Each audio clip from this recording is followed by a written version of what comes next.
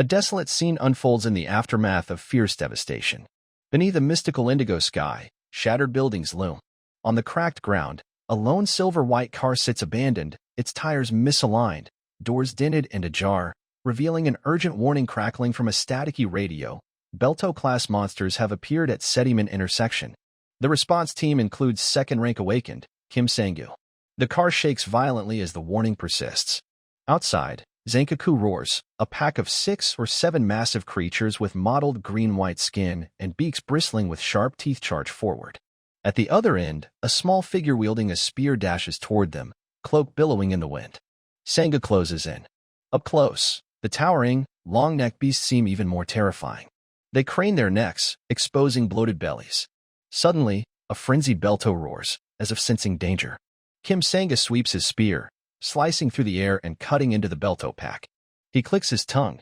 Just 10 of them, and my eardrums already feel like they're about to burst. With that, his staff surges with power. Crackling purple lightning envelopes him, brimming with raw energy. Sangha leaps, gripping his staff tightly, ready to unleash a spear thrust that lights up the sky. The condensed energy warps the air, stunning the long-beaked Belto. Suddenly, Sangha senses something strange, a ferocious power surging from afar, crashing like a tidal wave. Before the Belto can react, they're shredded into pieces in seconds.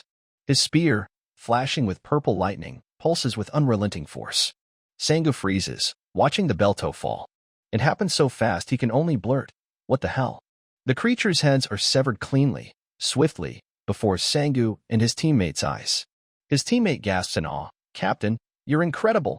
Taking down this mini Belto in one strike." But Sangha frowns, his gaze pensive, and shakes his head. "That wasn't me." The woman's eyes widen in surprise. Sangha continues, "I'm not a main damage dealer like the Sword Queen, specializing in wide-area attacks." Sensing something, he turns to scan the surroundings. His teammate, still confused, watches him. He asks, "Was any other awakened unit dispatched here besides us?" She blinks, puzzled. "No, I haven't heard of any." Sangha rubs his chin, murmuring, "Strange. As far as I know, no one in the country has this level of power." His teammate remains baffled, staring at the pile of abandoned purple mana crystals. She mutters, "They took down the monsters but left the mana stones? Those are the most valuable part."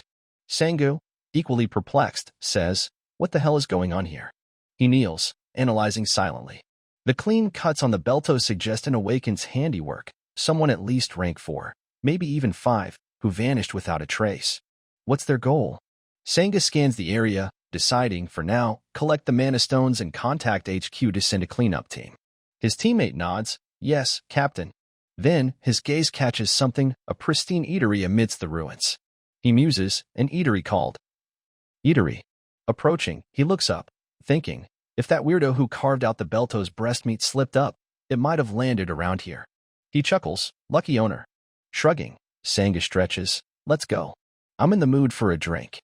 On the wrecked car, small birds perch peacefully. Kong Cheol, wiping his hair, descends a staircase leisurely. He opens a door, stepping into the desolate scene outside. Entering the eatery, he fires up the stove, places a pan on the high-end range, and checks the fridge. Inside, alongside onions and cilantro, lies a mana stone wrapped in cloth. Kong Cheol, hands on hips, stares at a plump cut of meat, muttering, "Did I slice too much Belto meat?" Pondering, he recalls the Belto corpses, probably cleaned up by now. Maybe I'll make some jerky. Lost in thought, he's jolted by a knock and an urgent voice. Is Kong Cheol here? He opens the door calmly. A man in a suit, briefcase in hand, introduces himself. "I'm from the Awakened Association. Are you Kong Cheol?" Kong Cheol, hands in pockets, nods, "Yes." Choi Jiwoo explains politely, "A Belto herd attacked this area." His tone is mechanical. Thankfully, they were dealt with quickly, but it must have been terrifying. He states his purpose. "I'm here to check for damages." Kong Cheol scratches his head, sheepish. "Oh, well, isn't that just another day?" Jaewoo gives a strained smile. "They say the world's more stable now, but incidents like this still happen.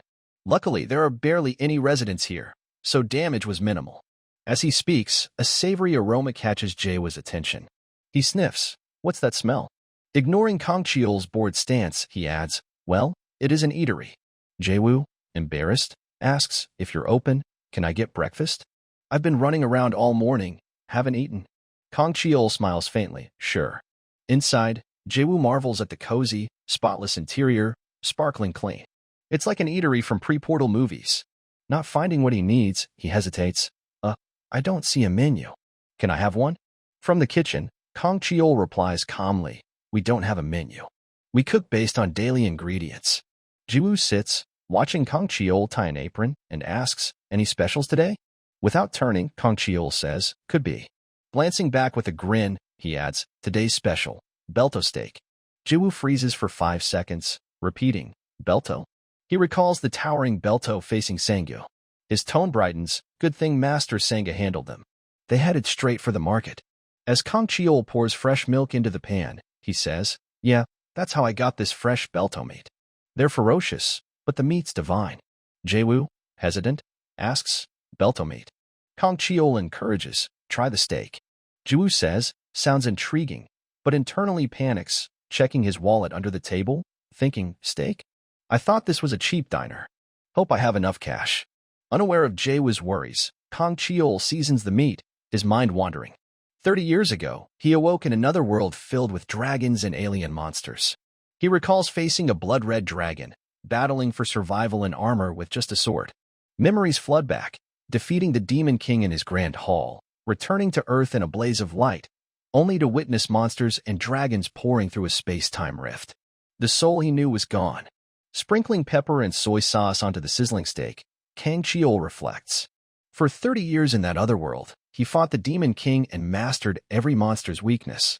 But back on Earth, seeing people fight, he wonders, do they still need me?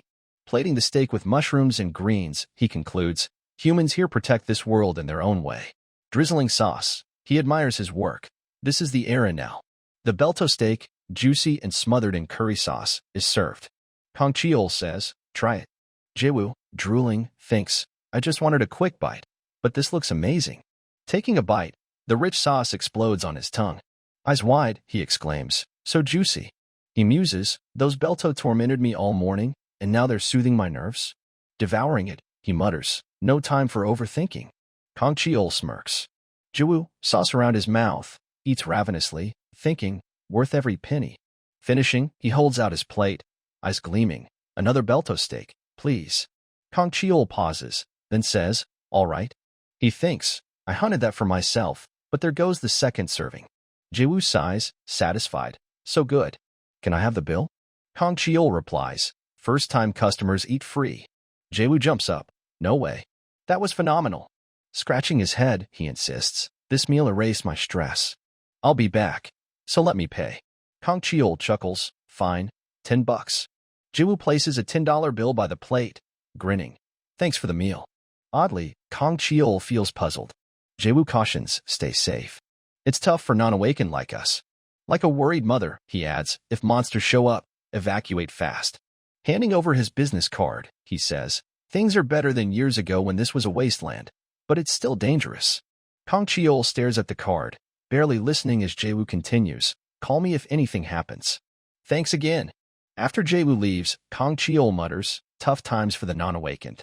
He lowers his head, thinking, not a bad guy. Live-long, office worker. Inside, another juicy Belto steak appears. He slices it, chewing and praises, just as I expected, delicious. Outside, a bird perks up at a sound. Inside, Kang Cheol, now relaxed, massages his neck, another smooth day. Wiping the counter, he muses, I'll have a drink and rest.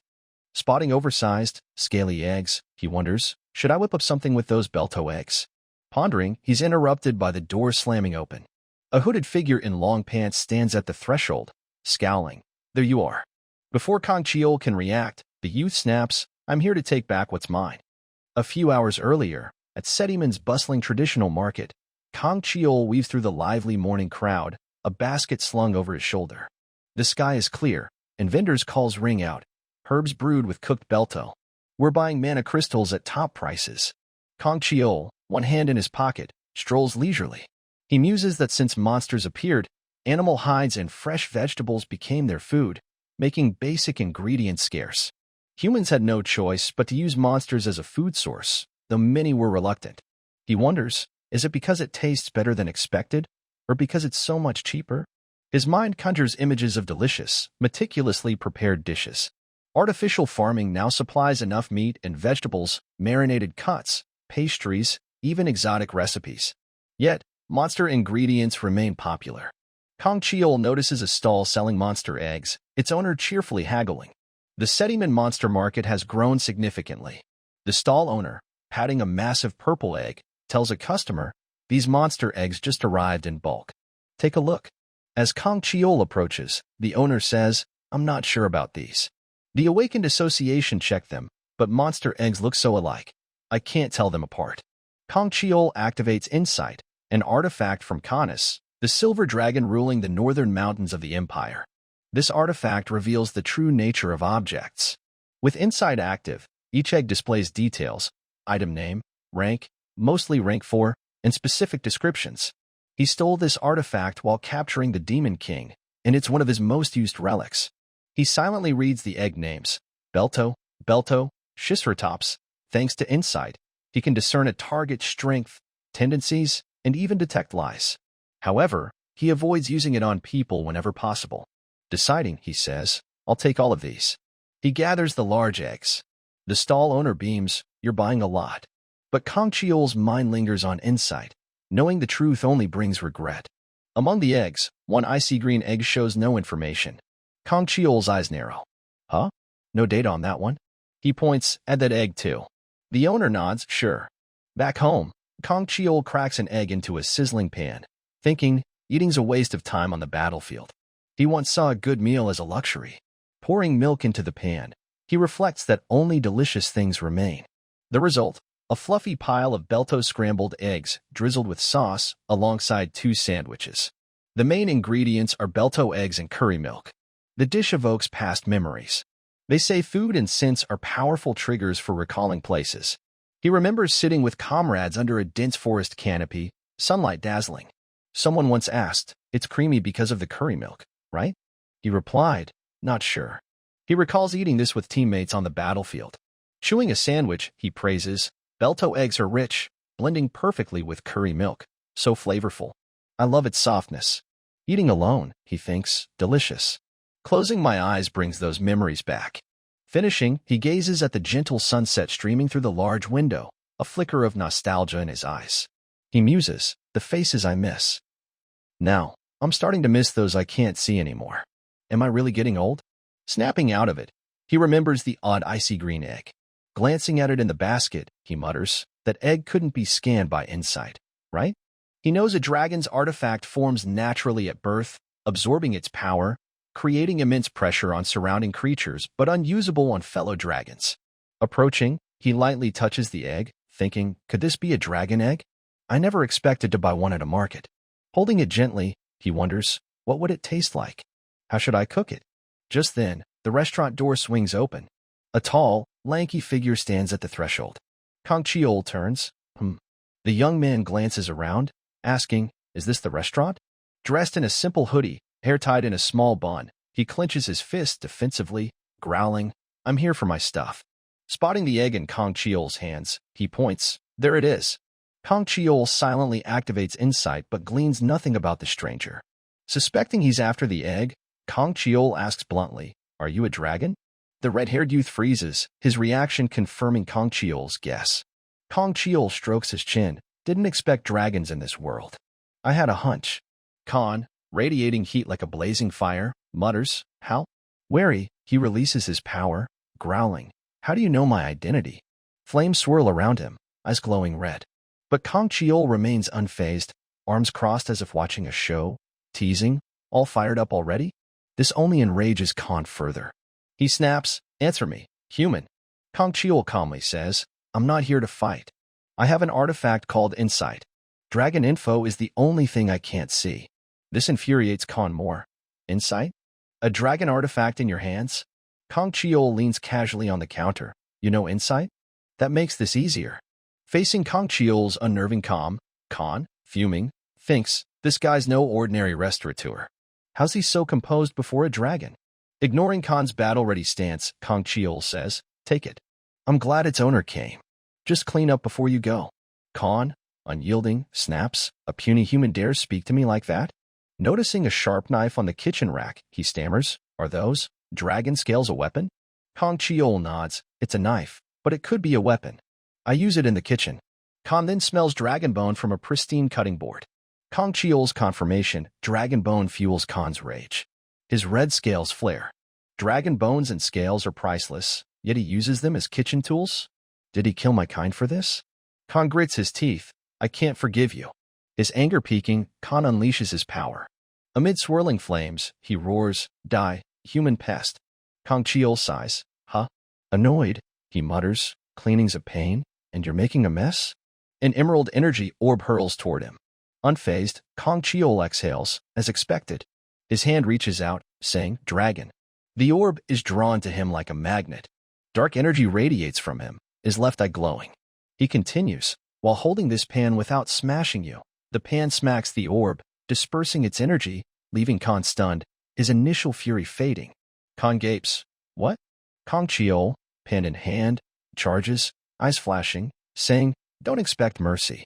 The pan lands squarely on Khan's cheek, distorting his face. Dazed, Khan thinks, that voice.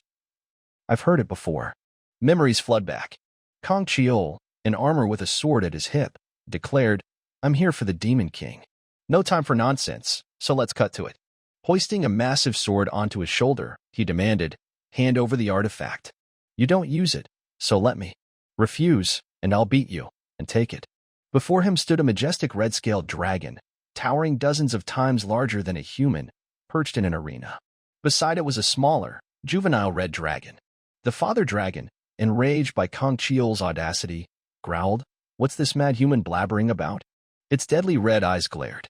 The young dragon trembled, reaching out as if to say, "No, father. He's Lycus." It thought, terrified, "I saw him 30 years ago. He'll defeat father." Panicked, it covered its eyes with claws, screaming inwardly. Lycus noticed, A kid. Darkness fell, and a voice said, "You shouldn't see this." Khan snaps back to reality, sprawled on the floor. Kang Cheol sits casually, sipping liquor. Seeing Khan stir, he says, "Awake? Let's talk about cleaning." He eyes his glass, "Clean up, and you can take your stuff." Khan, still shaken, nods. Kang Cheol adds, "I don't like dragons for personal reasons. If you don't comply, I'll have to use force." Khan, once arrogant, now meekly wipes the floor, looking dejected and incredulous. Kang Cheol pours more liquor, snacking while Khan scrubs.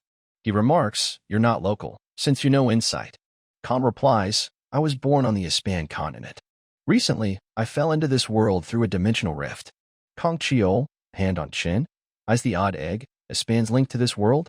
No wonder the monsters look familiar. This must be from Pan. Khan looks up. Kang Cheol says lightly, "There. I'm Lycus. Here, I'm Kang Cheol. Heard of me?" Noticing Khan's distraction, he prods, "What's wrong?" Hand's not moving. Khan, startled, scrubs harder, thinking, "I knew it. It's him." After vigorous cleaning, the place sparkles. Kang Cheol nods, "Nice and clean. Take your stuff." Khan hesitates. "Why didn't you return my father's artifact after killing the Demon King?" Kang Cheol asks, "Who's your father?" Khan names him. A damp cloth drips in a bucket nearby. Kang Cheol realizes, "That red dragon? No wonder your aura's similar. You're that kid." Khan jumps, "Yes." Still cowering, he keeps his distance, haunted by the past.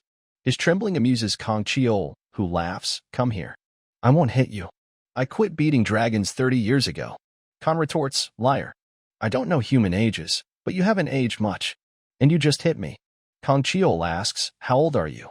Khan counts, 1, 2. Kang Cheol says, "I'm a bit over 50. Khan gasps, "Are you an elf? Living that long?" Kang Cheol grins, "Am I that handsome?" Khan, cheeks reddening, mutters, "Not really." Kang Cheol teases, "Punishment tames unruly dragons." Seeing Khan's fear, he laughs, "A dragon scared of a human. Hilarious." Khan snaps, "Dragons feel fear too. You killed my kind. Will you kill me?" Kang Cheol's tone turns serious. "There's a misunderstanding. The dragon scale knife and board were gifts. I fought dragons but never killed one." Khan pauses. Kang Cheol explains, "Sorry, but your father's artifact broke during my fight with the Demon King. I couldn't return it even if I wanted to. I needed it, though I forget what it was." Eyeing the snacks and liquor, he says, "You've got a lot to say. Can you drink?" Khan scoffs, Drink with a lowly human? But soon, tipsy, he slumps, mumbling, pointing skyward, you're the first human to drink with a dragon. Be proud. Kong Cheol chuckles, another first human title. He asks, did you lay that egg? You're young for a dragon, impressive. The emerald dragon egg sits in the basket, exuding a faint chill. Kong clarifies, I'm male. Males don't lay eggs. That's my sister. Kong Cheol, puzzled, says, I thought dragons were hermaphrodites? Your sister. Khan recounts how he and his sister arrived in this world. A dimensional rift opened in their dragon lair while their parents were away. Kong Cheol asks, so you're a stray across dimensions? How long have you been here? Khan replies, about half a year. Kong Cheol nods, similar to when I returned to Earth. Khan, surprised, asks, I heard you vanished after killing the Demon King. You didn't return right away? Kong Cheol says, I had things to settle there, so it took time. Khan, buzzed, hums, fascinating. His cheeks flush. He asks, why hide in this useless restaurant? You saved a world, vanished, then popped up in another dimension. Kong Cheol, half listening, says, what? Khan argues, a monster like you could rule the world. Kong Cheol grows quiet, serious. Khan presses, monsters are rampaging here. Don't you want the world in your grasp? Kong Cheol doesn't answer, asking instead, why think that? I want to hear this fiery dragon's thoughts. Khan slams the table. Humans are all about power, war, greed. After you defeated the Demon King, didn't humans start fighting each other? Kong Cheol swirls his glass, sounds reasonable, but I'm not interested. Squinting, he rubs his head. I'm tired of it. Khan growls, I don't trust humans. Kong Cheol shrugs, at least take care of your only sibling. Tipsy, Khan hugs the egg, swaying with a goofy smile. Yeah, my sister's gorgeous. Too drunk, he tilts right, nearly falling. Kong Cheol catches him, muttering, I told you to be careful. After the chaos, Kong Cheol blinks. A tiny pale green dragon head with clear blue eyes stares at him. He thinks, what's with those eyes? His vision clears, revealing Khan perched backward on a chair, grinning mischievously. A small pale green dragon, soft fur on its front, reaches for him, chirping Kiyu in a childish voice. Khan exclaims, my sister's born. Kong Cheol adjusts to the newborn dragon. The egg has hatched, revealing a baby dragon. Kiyu playfully flicks her scaly tail. Kong Cheol asks, what do you call her? Khan says, little dragon. Kong Cheol points out, isn't that just dragon baby? Khan shrugs, I'm thinking of a name. Kong Cheol pets Kiyu, asking, male or female? Khan snaps, she's a girl, and don't treat her like a pet. Kong Cheol pinches Kiyu's round cheeks, thinking, tiny as a millet seed. But she's got teeth. Are dragons omnivores? Watching her, he pauses. Khan beams, right? My sister's adorable, the cutest. Kong Cheol pats her head, nodding. He asks Khan, where'll you take little dragon now? Khan freezes, uneasy, silent. Sensing the pause, Kong Cheol smiles. If you've got nowhere to go, eat before you leave. Outside, amid the partially ravaged city, Kong Cheol's eatery stands resilient, a beacon in the storm's eye. Now it's changed. Torrential rain hammers the windows, mingling with the cold hum of machinery. A desolate wind howls, lightning cracking above, briefly illuminating a dense forest corner. Cursed monsters prowl through the tempest, reeking of blood. From somewhere, the clink of the last shared drink echoes. A spectral voice, as if from eternity, whispers, Moreau, long, disheveled hair sprawls across ashen ground, its color unclear, veiled in cold, lonely mist. A half-hidden smile and face emerge. The figure murmurs, perhaps to themselves or to some Moreau. Ah, still alive. The scent of blood melds with the air. Inside Kong Cheol's eatery, a fork stabs into a supersized hamburger steak, slathered in rich sauce, garnished vibrantly. Kyul chirps, Kyul delightedly. The main ingredients, Belto breast and Shiceratops leg meat, spongy yet soft, ideal for young and old. Kong Cheol gently wipes Kyul's mouth as she wags her tail, adorable. He asks Khan, who's about to dig into a hefty meat portion, planning to head home now. Khan startles, sweating. Yeah. Recalling no meal is free, he asks, how much for this? Kong Cheol replies lightly, $10, but you can leave without paying. Khan musters courage, clenching his fist. Got a place to stay? Kong Cheol's blunt, nope. Khan slumps, shoulders drooping. Kong Cheol thinks, I get it. Stranded in another world must be lonely. I always saw dragons as proud, arrogant creatures. He muses, a lonely dragon? If Aspan's scholars heard this, they'd write 100 papers. He and Kyul notice a purple mana stone Khan places on the table. Khan says, "This is for you." He adds, "It's a rank for mana stone. Still valuable here." His hand glides over the cool stone. Kyul mimics him. Kang Chiol chuckles, "Heh." Covering his face in mock exasperation, he sparks Khan's irritation. "Why are you laughing?" Khan's face flushes. Kyul chirps, "Kyul," repeatedly. Kang Chiol eyes Kyul's chubby, greedy face, still hungry. He feeds her a juicy steak bite. Kyul giggles, satisfied. As he feeds her, he thinks, surviving on Earth with a kid like this, even for a dragon, is tough. His thoughts drift to that other world. A woman's image surfaces, her face obscured by a grim, ashen memory, the name Moreau buried deep. He sighs bitterly. "I'll probably never see her again in this lifetime." Shaking it off, he says, "Stay a few days. You don't need that stone." Khan beams, his smile radiant. Kyul tilts her head, curious. Kang Chiol thinks optimistically. Having someone to share secrets with might add some joy. Khan panics. "I can't rely on you forever. You even gave me food." Kang Chiol shrugs. He lets Kyul climb over his arm. Pointing upward, he conjures a swirling black aura under Khan's puzzled gaze. As his finger lowers, the aura expands into a rift to another dimension. Khan leaps, eyes wide. What? From the dense black mist, dimensional energy tears open, revealing a teal-purple goblin in a sharp suit, glasses refined, exuding nobility. He bows deeply. "Welcome, king of the world. It's been a while since you visited the subspace. This is Kasim, an immortal goblin." Khan jolts, "A goblin?" Kang Chiol, holding playful Kyul, who's eager to meet the newcomer, explains, "He manages my subspace items." He greets Kasim. "Long time, Kasim. I told you not to call me that." Kasim apologizes. "My mistake, sir. You're just plain Kang Chiol now." He asks, "What brings you here?" Kang Chiol asks sternly, "How many mana stones are in the subspace?" Kasim steps aside, revealing a dazzling array of multicolored, multi-rank mana stones. Calmly, he says, "As many as sand on a beach. 4 high-grade ones, about 5 supreme grade, and 120 high-grade." Kang Chiol nods, handing Khan's purple stone to Kasim. "Got it. Add this." Khan, witnessing this, is speechless. Kasim takes it, another grain of sand. Kang Chiol moves to close the portal, but pauses. "Wait. I should grab that."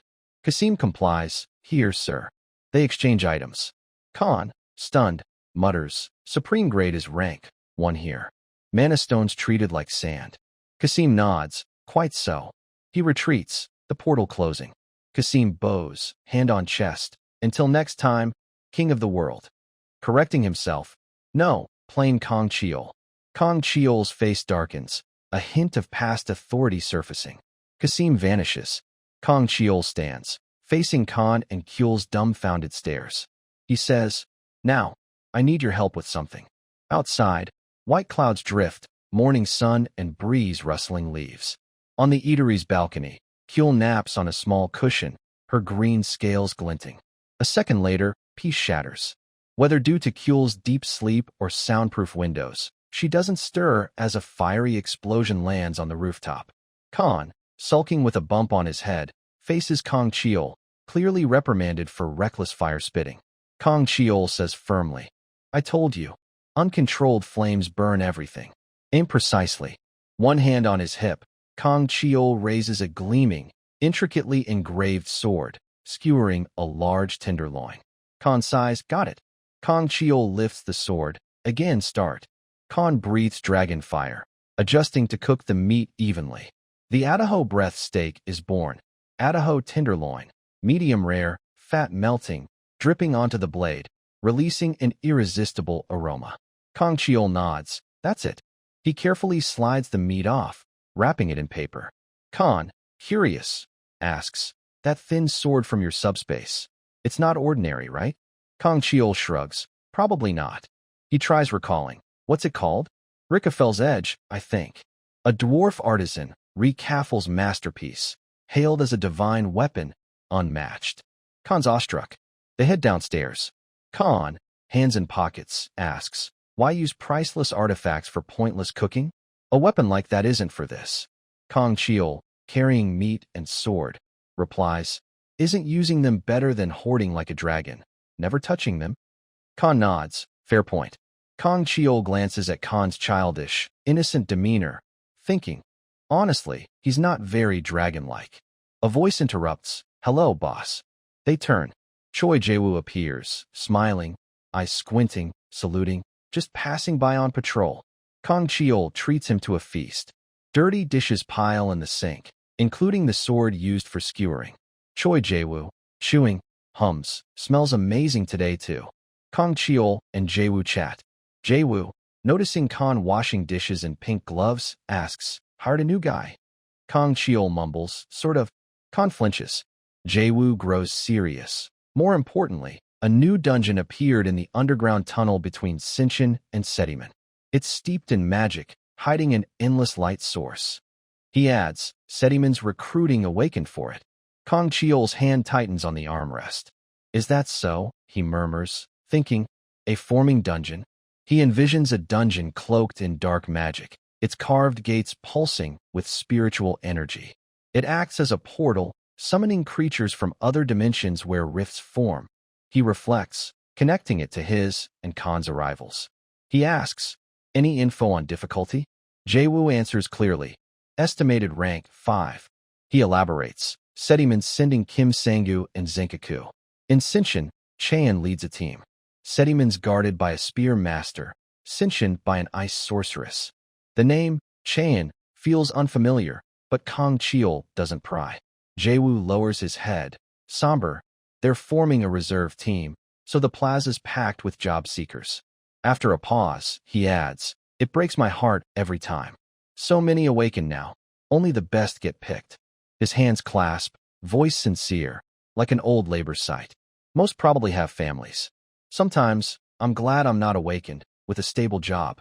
Above, sunset paints the buildings pink-orange. Jae-woo checks his watch. "This late? Thanks for the meal, as always." After he leaves, Khan, still in pink gloves, clenches his fist excitedly. "My Idaho roast is getting praise." Kong Cheol, mind elsewhere, replies, "Maybe." Holding a crumpled $10 bill, he mutters, "Might grab more Idaho meat." Seemingly casual, only he knows his thoughts. At dusk, Kong Cheol, hands in pockets, basket over shoulder, stands in the monster market before an Idaho beef stall. He points at a cut behind glass. 10 kilos of Idaho tenderloin. The young vendor asks, "Sliced?" Kong Cheol declines, "Whole." A sharp female voice cuts in. "Those joining the raid, line up here." Nearby, by a white car, 2 striking figures in combat gear. A man with a spear and a nimble woman guiding a crowd. Watching, Kong Cheol muses, he looks familiar. Who is he? Studying the man's long ponytail, he recalls, right, Kim Sang-gu. Rank, 2 awakened spearmaster. He recognizes this as recruitment for the raid Jae-woo mentioned. Lately, dungeon raid teams, called strike squads, mimic old game systems. Online, raid team info and awakened job postings flood forums. Kong Cheol thinks, "I gained long ago, so I caught on quick." The recruiters are surrounded by diverse awakened, each showcasing unique skills. He reflects, as the world turned into a fantasy game, existing terms caught on. That's not the only similarity. He mentally maps a random 12-person team. Tanks and healers are treated like royalty, while DPS roles are oversaturated. Only 3 or 4 have critical skills. He reasons DPS classes are more varied. A stocky, short-haired man pleads, "Any DPS spots? I've got plenty of power. Please." He's rebuffed. "Sorry, we need healers." Kong Cheol notes, "Unless your attack's exceptional, jobs are scarce." He recalls Jae-woo's words, "Most probably have families." The moment silences him. Turning away, he sees a man with a large backpack, looking dejected.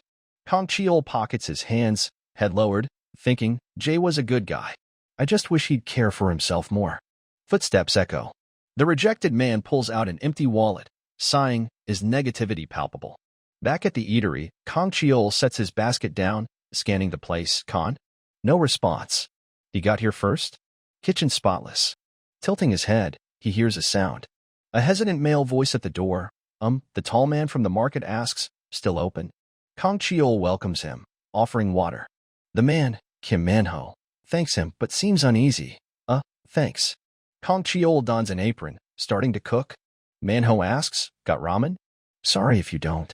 Kang Cheol says, no problem, give me a sec. Glancing at red ramen packets on the shelf, he thinks, odd, ramen's still the cheap fallback after 30 years. Prices rose, flavor shifted, no more wheat. Grabbing a pack, Manhwa, behind the counter, asks nervously, how much for a bowl? Kang Cheol replies, $2. Manhwa's sad face lights up. That cheap? Can I get 5? Kang Cheol pauses, doubting his ears. 5? Can you eat all that? Manhwa nods earnestly. Yes, I can. Please, I'd appreciate it. Suspicious, Kang Cheol activates insight. Above Manhwa's weathered face, a blue panel appears. Good alignment, Devourer class, lowest mastery, high potential. Kang Cheol thinks, Devourer? I remember that. A teammate had it. Devourers grow stronger with food, ingredient quality matters. Early on, it's weak, hard to use, and they're always hungry. Manhwa clutches his stomach, visibly famished. Kang Cheol opens the packet, thinking he's not at a high level yet. Finishing, he announces, your ramen's ready. On the table, a massive pot of steaming ramen, piled with meat, garnished vibrantly, beside fragrant kimchi, broth shimmering. Kang Cheol names it, Jumbo Ataho grilled ramen. Manhwa lifts a juicy meat slice, stunned. What's this? Kang Cheol says, on the house. Manhwa gasps, really? Kang Cheol, pensive, thinks, good people always struggle. In chaos, the kind fall first. If his alignment wasn't good, even as a devourer, I'd ignore him. Manhwa hesitates, hungry. Kang Cheol reassures, first customer of the day eats free to come back. Manhwa bites the meat, exclaiming, thank you. Savoring it, his eyes widen. I didn't expect it to be so rich and aromatic. Kang Cheol, arms crossed, smiles, you've got good taste. Manhwa slurps rapidly, devouring huge bites. He lifts the pot, draining the broth until it gleams, reflecting his face. Satisfied, he says, out of this world. Standing, he bows deeply. Thank you, boss. This was amazing. Kang Cheol replies, glad you liked it. Manhwa insists, really delicious. Suddenly, he remembers payment. Oh, money. Opening his wallet, his face falls as coins and a white box spill out. He kneels to pick them up. The box opens, revealing a simple green tie. He stammers. This, Kang Cheol asks, a tie. Manhwa hands over the money, embarrassed. Sorry, it's dirty. Thanks for the meal.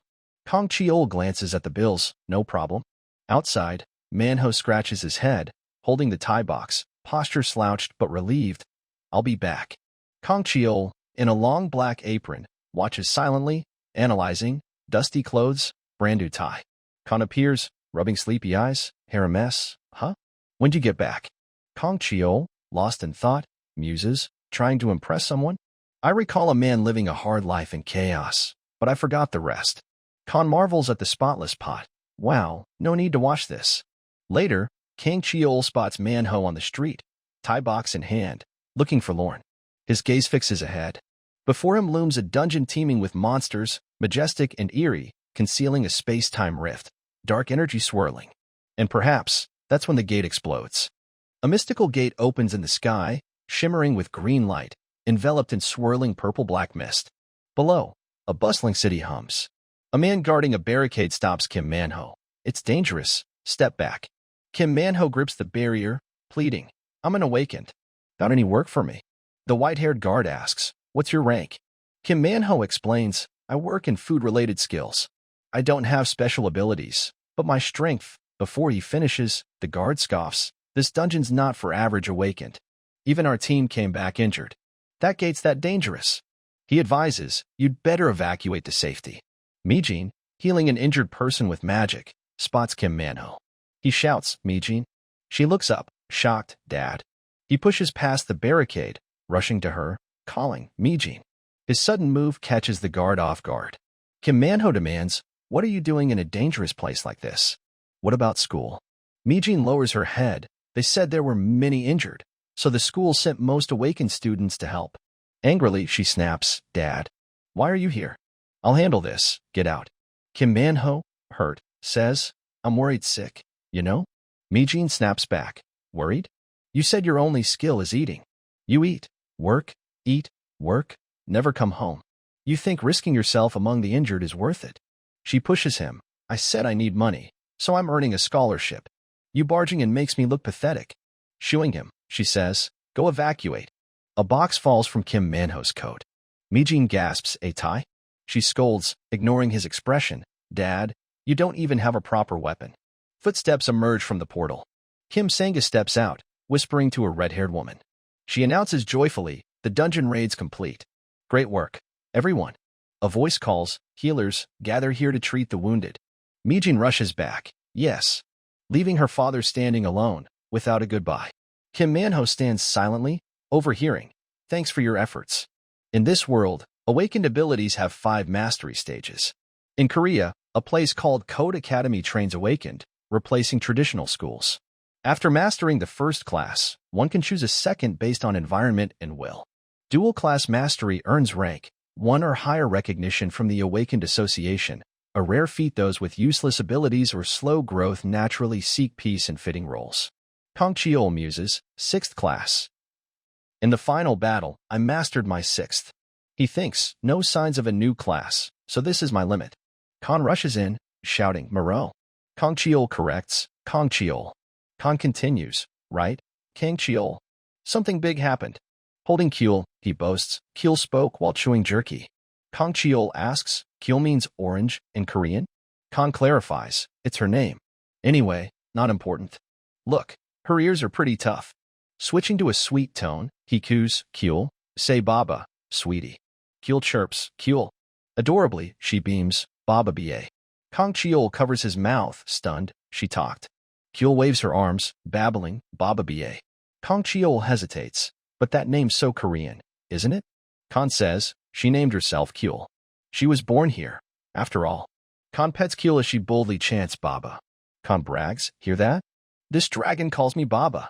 Kong Cheol sighs, yeah, I heard. Stroking Kyul's head, he asks, they say dragons are born with a mastered class. What's Kyul's? Khan replies, I'm curious too. Yes, we'll wait till she grows. A voice calls from the door, boss. Khan, excited, glares outside. Kim Manho appears, dejected. Can I get 5 bowls of ramen now? Khan slumps, energy draining. How do I actually run a restaurant? Kim Manho sits, confiding in Kong Cheol, weary. He says, today, I tried joining a raging gate raid but ran into my daughter. He explains, she said helping heal the injured could earn her a scholarship. But it's dangerous. Sorrowfully, he adds, I couldn't even speak up or help. They told me to evacuate since I'm just a rank 7 awakened, basically a civilian. He continues about his daughter, Mijin awakened healing powers young, ranked 3rd. She's an honor student, so the association will treat her well. He recalls, that day I went to a clothing store. I stood outside forever. It's the girl you saw before. I went to her school for an open class. Tuition steep. Holding the tie carefully, he says, I thought for her school, I should buy something. Turns out, I could only afford a tie. His voice grows sadder. Anyway, I figured I shouldn't attend. What's good about a father who can't even help his daughter graduate properly? Kim Manho's stomach growls. He covers his face, sobbing and laughing bitterly. Haha, even now, I'm hungry. Damn it. His voice breaks. I'm just a useless culinary awakened. Kong Cheol, arms crossed, listens silently. Kim Manho adds, but I still have to eat like this, hoping maybe I'll be called to a site where buildings collapsed from a gate explosion. Kong Cheol heads to the kitchen, calling, Khan. Khan, simmering broth, turns. What? Kong Cheol teases, can I fatten you up? Khan jumps, cursing, you bastard. Waiting to pounce like a predator. Kong Cheol steps closer, kidding. His eyes flick to the table. Khan sighs, that's Kyul's shed skin. Seeing Kong Cheol stare, Khan asks, why are you eyeing it? I carefully collected it. Kong Cheol reaches for it. Khan yells, it's for keepsakes. Kong Cheol serves Kim Manho a jumbo Idaho ramen bowl, made with grilled Idaho and cane meat. Manho gasps from last time. Kong Cheol says, we had extra meat, enjoy. Khan, crouching in a corner, clutches his head, watching, heart aching, my collection. Manho chews rapidly, the only sound is gulping. He leaves a crumpled bill, standing. Thanks for today's meal. Bowing sincerely. Thanks for listening. Kong Cheol, hands in pockets, says, no problem. Kang Cheol ponders, lost in thought. As Manhwa reaches the door, he calls, life's full of hardships. Manhwa nods, yeah, something easy would be nice. Kang Cheol advises, but for those who work hard, good things happen sometimes. Manhwa's eyes tear up. Kang Che breaks here. Cheol smiles, saying before he leaves, survive tomorrow. I'll be here as usual. Come back. Kang, holding Cheol, peeks out, nothing changed. Kang Cheol leans against the door. I helped as I could. He ate dragon shed skin, it'll help. Kang glares, that's precious. Why am? Kang Cheol, silent, strokes Cheol's head. My father had that posture too. Kang seizes the chance to jab. So you had a dad, huh? He earns a bump on the head from Kang Cheol's smack. Late at night, Kim Manhwa creeps into his apartment under moonlight. Mijin sleeps soundly. He approaches. On the table lies the morning's tie. He thinks Mijin picked it up. Mijin stirs, whispering, Dad, I'm sorry. He gently strokes her head. It's okay. I'm sorry too. Gazing at his beloved daughter, he thinks, I'm sorry I can't live like others, for embarrassing you, for not giving you an easy life. Sadly, he tucks her in, but I'll always love you. At dawn, as the sun rises, recruiters seek one last main striker. Kim Manhwa sprints, panting, volunteer. Over here. The recruiter checks his ID, show your awakened card. Manhwa hands it over. The recruiter exclaims, you're that guy from the hibernation zone incident. Dungeon Y, right? He advises, if that happens again, it'll be trouble. Though it's handled, that was a frenzied gate. Zenkaka took down the final bug, so this'll be fine. Do your best? Okay. Manhwa, worried, nods, yes. The recruiter waves, we're done. Assemble, let's move. That morning, Kang Cheol, groggy, descends the stairs, spotting a passing vehicle. He snaps awake, watching curiously. It's Zenkaku's transport. Kang Cheol muses, staring at its shadow. Things are getting bad. It's chaos out there. Kim Sanga frets, damn, what's the situation? Chaein replies quickly, the gate's closed. An announcement blares, per current info, only Mana Crystal Company's team, with rank 5 to 7 awakened, recruited at dawn, entered. Mijin, panicked, searches for her father after the news, shouting, Dad. Another voice reports, looks like a hidden boss appeared. People below the mystical gate grow anxious, some fearful. Mijin stares up, calling, Dad, Dad. Kim Manhwa steps onto the grassy field, beneath a vast blue sky framed by towering mountains and cascading waterfalls. He and his team venture deep into the sprawling forest. Let's go. They look up, awestruck by the expansive, mysterious landscape. Except for Tang Cha, clad in armor, striking a cool pose, glancing left. Wow. Suddenly, a dinosaur charges from behind Manhwa, jaws snapping to devour. Manhwa's expression doesn't falter, as if programmed. He swings a punch straight into its chest, dropping it instantly. The blow carries all his strength.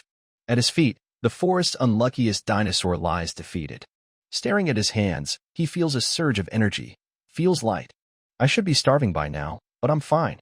While Manhwa puzzles over this, the red-haired woman panics, her face darkening, staring at something emerging. What's that? The sky tears open with a massive rift, the world trembling violently. A colossal foot slams down, the force rippling the air.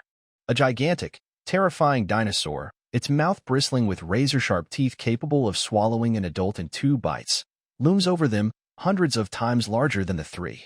Its ferocious eyes lock onto the sky, brimming with dominance. Manhwa and his team freeze, shocked. Damn, a hidden boss. Manhwa's face pales, staring at the menacing creature. A hidden boss refers to a secret boss within a dungeon. The woman yells, fleeing, run. She seems to foresee the outcome of staying. Manhwa hesitates, watching. Hidden bosses typically appear when a rare dimensional rift opens. When they do, teams clearing smaller monsters often die. The dinosaur's icy gaze shifts to Manhwa, its golden eyes suffocating the space. Manhwa faces it, ignoring other shouts, recognizing Tigerex. The red-haired woman darts past, urging, it's coming. Move. Manhwa prepares to flee, but spots something on the dinosaur he felled. A shimmering red-purple-green crystal, rank 8, worth a week's wages on the market. He stares, torn. Despite his team's frantic escape, he thinks of his daughter's life. If I grab that crystal, I could buy Miji nice clothes, better food. Decision made, he lunges for it. His team shouts, you crazy? Move. Manhwa's hand nearly touches the glowing crystal, radiating a strange yellow-white light. Just this. Just need this. In a flash, the colossal beast charges, jaws wide to swallow him whole. Its maw could engulf prey without chewing. The situation turns dire, hopeless. Suddenly, Manhwa dodges the jaws, but his headbutt sent flying. Consciousness fades, his eyes blurry from the impact. A thought flickers. So this is what Mijin meant by pathetic. Even at the end, I'm foolish. Mijin's image floods his mind, vivid, from a young woman to a middle school girl, then a sleeping infant in his arms. Her voice echoes, Dad, I'm sorry. Manhwa snaps awake. I can't die like this. I can't leave Mijin alone in this world. Struggling to his feet, he faces the beast head-on. I'm telling you, I won't die here. The massive Tigrex stomps, shaking the forest, charging at him. Manhwa braces, shouting inwardly, no way. Like a protagonist's aura, fueled by family, he's supercharged. Veins bulge, eyes resolute, he roars, I can't die now. His fist, crackling with red lightning, slams into the dinosaur's jaws. The force turns the sky red, fiery energy surging around his hand. Nearby teammates are blown back, realizing he's ascended. Manhwa stares at his hands, wreathed in crimson power. The power of family is insane. Strange symbols appear on his hands. I stopped a hidden boss? No pain, no hunger. The dinosaur, unfazed, charges again with terrifying speed. For the first time, Manhwa blocks its head but barehanded. Teeth gritted, he stares into jaws larger than his body. The space seems to shatter from their clash. A lone human against a titanic beast, chillingly epic. The dinosaur's force intensifies, pushing Manhwa back despite his rooted stance. He grunts, eyes steadfast. I'm holding on. I'll endure. In the critical moment, a spear flashes. Kim Sang-gu, Manhwa's teammate, shouts, Manhwa. Over here. Manhwa struggles, nearly collapsing under the beast's overwhelming force. Sang-gu wonders, who is he? Holding off a rank, 2 Tigrex alone. The green lightning woman nearby, preparing a spell, nods, seems so. Sang-gu grins, watching Manhwa fight for survival. He's incredible. I should get his card.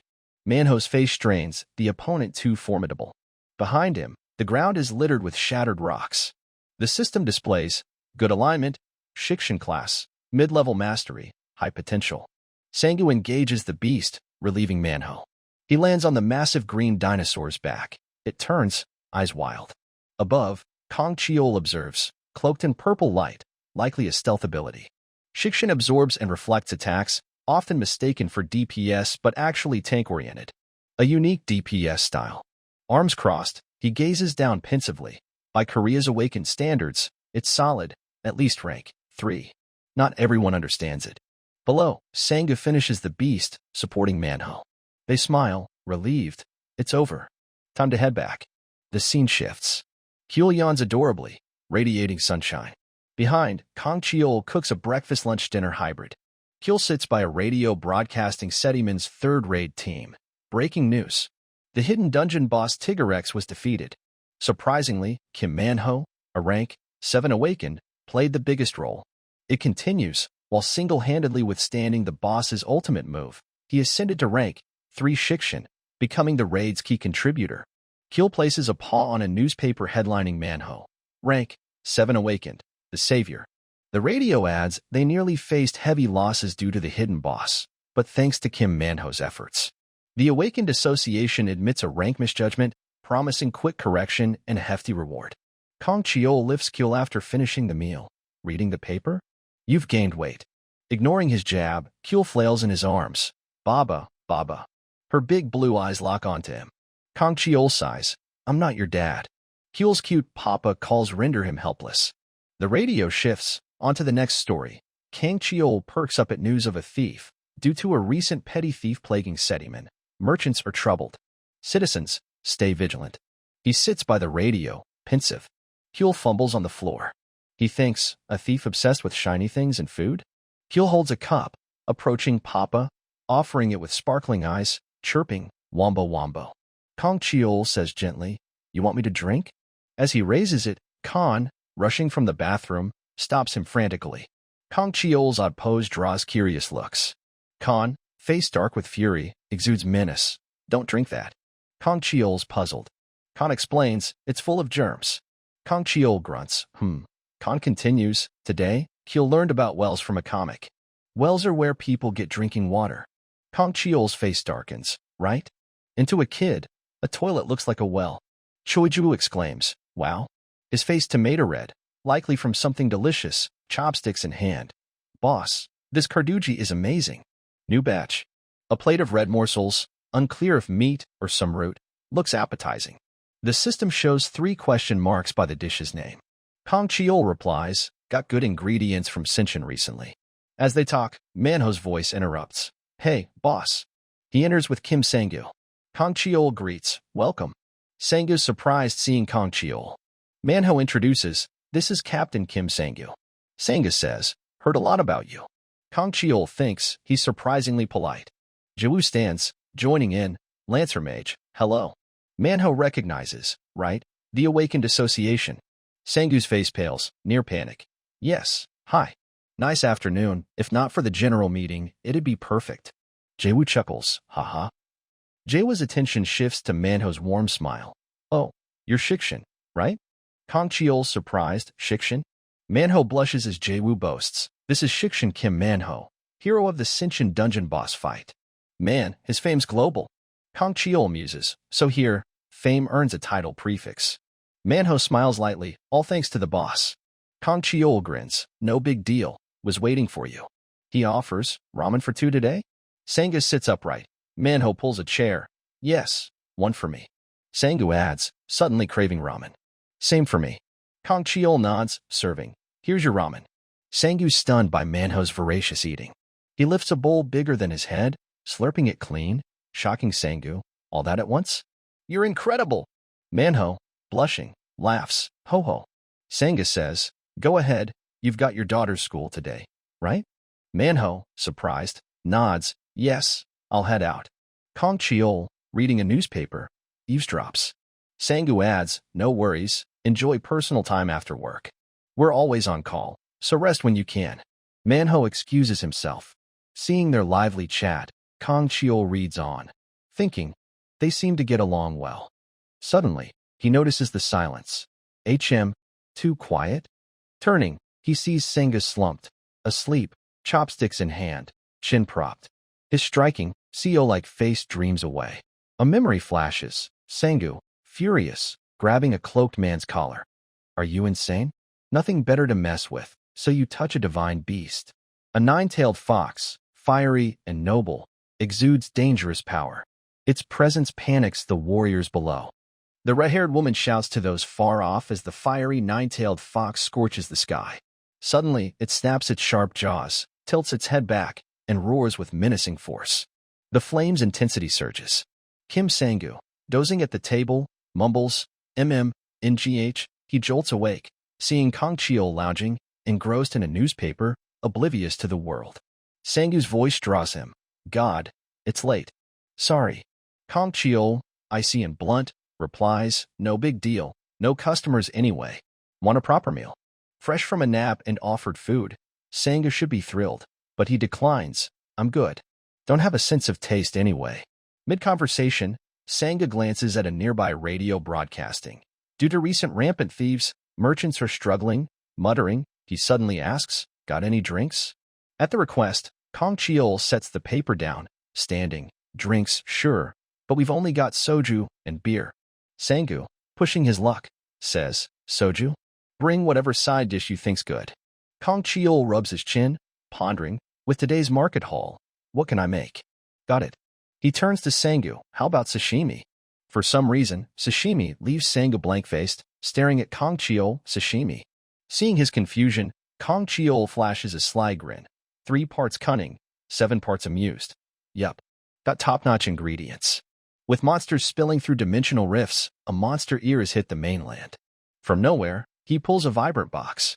The seas are no different. A large fish lands on the cutting board, its shimmering body promising a delicious dish. Fish common on Earth 30 years ago are rare now. Monster fish with similar flavors are caught instead. The fish, dead on the board, mouth agape, reveals short, sharp teeth. Kong Cheol muses, this is a German fish. Adults reach 3 meters. This one's a juvenile. He leans in, wielding a gleaming knife, slicing with precision like a pro chef, unfazed by the risk of nicking himself. Tastes like white fish, akin to sea bass or flounder. He sections the fish, placing slices on a chilled stone bowl for firmer, crisper texture. Multitasking, he thinks. I used to skip sashimi, felt overpriced, low value. But once I tasted it, nothing compares. The German fish sashimi is elegantly plated, served to Sangyu. The dish isn't just fish, but surrounded by sides, elevating its sophistication. There's chili sauce, soy, and a dab of wasabi. Kang Cheol says, it's ready. Try the angel hair radish underneath, too. Sangyu picks up chopsticks, grabs a sauce-dipped slice, stares, muttering, been ages since I ate this. He pops it in, exclaiming, slurp. Wakes you up. He straightens, eyes wide, brows raised, as if a school of German fish swims behind him. Fresh, light, with the radish's delicate flavor. All fatigue gone. Kang Cheol would be thrilled if he knew his sashimi earned such praise. Sangyu grabs another slice, chugging soju like it's a race. If you sip soju before the sashimi slides down, he downs the glass, squinting, letting out a long, like a sneaky drunk, slurp. Facing Kang Cheol, he sighs, finally, I feel rested for the first time this week. Sensing his melancholy, Kang Cheol smiles, asking, yeah? Two simple words hit the mark, unleashing Sangyu's floodgate. He grabs more sashimi, saying, exactly. Emergency's handled, so I've got 2 days off. First break in 2 years, though half a day's gone. Sangyu's voice rises, paired with images of him wielding a spear amid dozens of monstrous dinosaurs, single-handedly clearing them. Non-stop fighting's mentally draining. Monsters keep pouring from rifts, cows, pigs, chickens, all sizes, no break. Mid-rant, he eyes his spear, smirking 3 parts smug, 7 parts proud. This is my personal weapon, issued to rank 2 awakened and above at Seer Academy graduation. Kang Cheol glances at it. You're still on Sangyu's boast, made from adamantium or great mana absorption. Sangyu continues, I was proud graduating with honors, thinking I'd save the world with this spear, fearless. But reality crushed that pride. An image of Sangyu, alone with his spear amid a Russian crowd, surfaces. Didn't take long to realize I'm tiny in this vast world, against expectations. He stretches, trembling, complaining. Been at Sediman's base for 10 years, tough. Hearing the long tale, Kang Cheol stays stone-faced, thinking, yeah, I've been there. His memories flash. Kang Cheol kneels amid ruins, sword stabbed into the ground. The scene shifts to a modern, tidy room. He muses, not just awakened. Everyone's like that. On those days, you just laugh bitterly and sip soju. Sangyu grabs the soju bottle, pouring another full glass. Kang Cheol prods, aren't you one of Korea's 5 guardians? Sediman's protector? Impressive. Instead of pride or shyness, Sangyu deflates, really. Staring at his reflection in the glass, he grumbles, lives, hopes, futures depend on me. It's overwhelming. Stress, clearly. Rain pours outside. In the eatery, only Sangyu sips soju, eyes closed. Kang Cheol asks, got any memories on your mind? Sangyu sets the glass down, hand on the table, casual, of course. He counters, know the nine-tailed fox? Heavy rain falls. Sangyu recalls the past, launching into a tragic saga like a thesis. It was pouring, a deluge. He and his team sprint through a cracked, muddy road, cars strewn chaotically. Sangyu curses, damn, what idiot messed with a sleeping nine-tailed fox? A teammate replies, the gentleman. Sangyu, annoyed, glances back, face scrunched. Why would a rank 2 do that? Soaked under the rain, he stands. The massive nine-tailed fox looms over the city, its tails like fiery wisps. Birds circle above, adding to its majesty. A teammate says, we're looking into it. Back to reality, Sangyu faces Kang Cheol, rambling. Highly intelligent beings like the nine-tailed fox are divine beasts. Many types, often deemed infinite, meaning leave them alone. In 30 years, no records of their attacks. They claim territories, live solitary, hard to find. But someone provoked it. Recalling that rainy day, Sangyu stood behind a mysterious man in a long coat and hat, an eagle perched on his shoulder. Sangyu rushed up, grabbing his shoulder, irritated. Hey, gentleman, what the hell did you do? The man turned, face ashen, rattled. Sangyu faltered, what's wrong? Before finishing, a teammate approached, eyes wide, shouting, Captain. Nine-tailed fox. A fox, 2 trucks large with 9 fiery tails, appeared, its eyes like headlights, jaws bearing sharp teeth. To its gaze, Sangyu was a speck. He yelled, form ranks. It's an infinite nine-tailed fox. He rallied a crowd, still panicking. In the rain, he fought the fire-spitting fox, barking orders, "Vanguard, advance. I'm with you. I'll lead." Screaming, Sanga charged the enraged fox, face twisted like a dried persimmon. The fox poised for battle. Suddenly, among its tails, a red orb of magic formed, drawing power for an attack. As expected, the fox unleashed countless fireballs on the city. Sangu's team saw only crimson and gold. Abruptly, they froze, weapons lowered, halting. At the critical moment, Sangu's eyes burned, hurling a fireball back. Warning, damn it. Don't stare at the flames, you'll hallucinate. A female teammate shouted, "Captain, it's coming." She slammed her shield down, deflecting a fireball aimed at her and Sangu, using magic to block. One hand on her shield, the other summoned a magic circle, like in fairy tale. Muttering cryptic words, dozens of magical shields floated, encircling the fox. Enraged, it glared at Sangu and his team. Sangu, grimacing, gripped his magic spear, pointing forward, ready. His teammate called, "Captain." Swift as a squirrel, Sangu leaped onto the floating shields, darting like Sonic to the fox's face. "Face dark," he roared. "Die quietly." He raised his spear, aiming for its throat. The fox's eyes rolled white, startling Sangu, who froze, brows knitted. The fox took a critical hit, face ashen, but still bared its teeth. The raid dragged through the night. Back to reality, Sanga holds his soju, head bowed, muttering. Finally, amid the cheers, I heard crying. Nestled in the fox's soft, warm tails was a tiny cub, eyes closed, sleeping peacefully, cute as a puppy. Seeing it, Sangu's face darkened. A cub? Closing his eyes, he sipped soju, saying, "The gentleman's eagle hunted the cub while the mother was away. Predator instincts targeted the weak." He chugs, slurring, "Must have been a mistake." He stood out at Seer Academy but still screwed up. Finishing, he sets the glass down, face grim, resolute. "We can't make such mistakes." Kang Cheol asks, "A cub?" Sanga turns, Yeah, sadly, we killed it." He rubs his neck, wincing, no choice by then. That's how the nine-tailed fox incident ended. Media covered it, radio, papers, 2 years ago. Kang Cheol, unfazed, says, "Sounds like the right call." Sanga doesn't smile, scratching his neck. "Yeah?" Before Kang Cheol replies, he braces himself, standing. "I rambled too much. Feel lighter. Maybe 'cause it's my first soju in ages. Sorry." Kang Cheol sees him off, hearing Sanga mutter outside, "I'm off." "Bill me." "Oh, can I get sashimi to go?" Kang Cheol nods, "Sure." The rain stops, darkness falls. Sangu, hands in pockets, one holding a white plastic bag, frowns, recalling that rainy day. He grabbed the mysterious man's collar, yelling, "You bastard. You messed with a divine beast cub? Insane." The man, head bowed, apologized. "I'm sorry, just a mistake." Sangu, furious, ranted, "A mistake fixes nothing. You endangered everyone.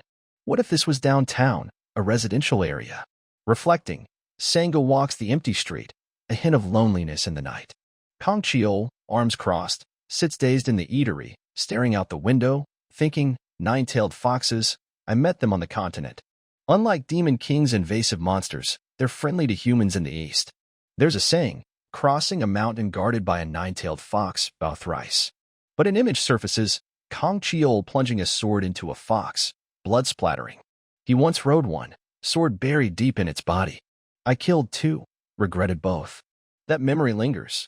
Sangu, spear in hand, bag dangling, walks the dark street. He opens the bag, eyeing the packed sashimi like invisible scars. Suddenly, a corner glows, a silent scream. Sangu looks up, brows furrowed, disbelieving. Before him, 3 blazing fireballs hover, stunning him. He drops to his knees, muttering incessantly. In the dark, the flames burn brilliantly. Sangu kneels, watching silently. A clawed foot with sharp talons steps closer. It belongs to a 3-tailed fox. Emerging, it lets out a soft cry.